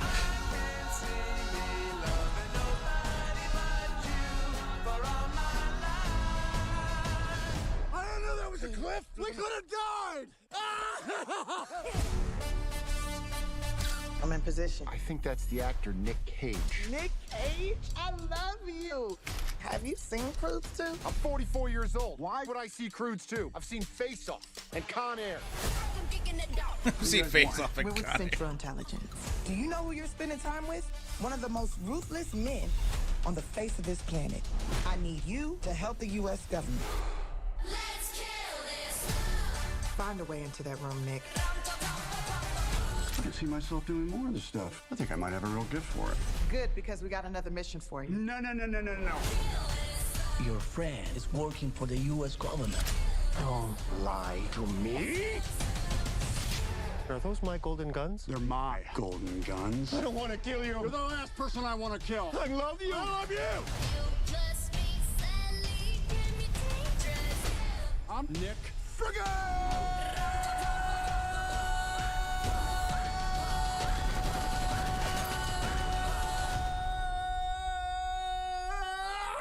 Whoa, Cage! Yep. That's love Nick Cage. Love him. Absolutely love Nick Cage. I don't care what anyone says. Movies are great.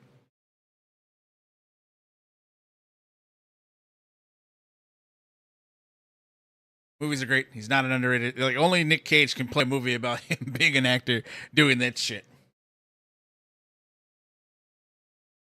All right, let's see.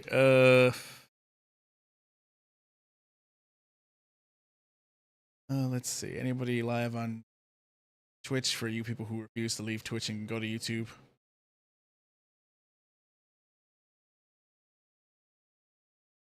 Asmongold streaming.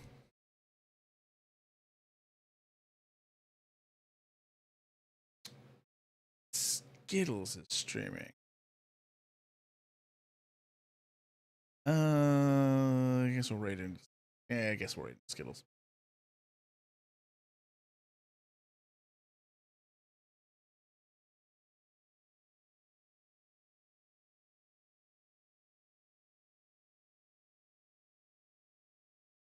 Should have seen those raids in Texas. Raid those nuts in Texas. They don't mess with Texas.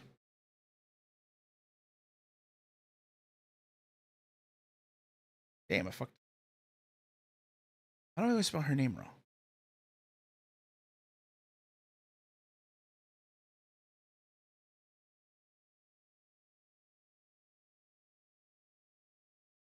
There it goes. All right, for the views on Twitch, I mean, we're going to just send you over there. You're her problem now. For everybody on YouTube who's still there, you guys are based. I love you.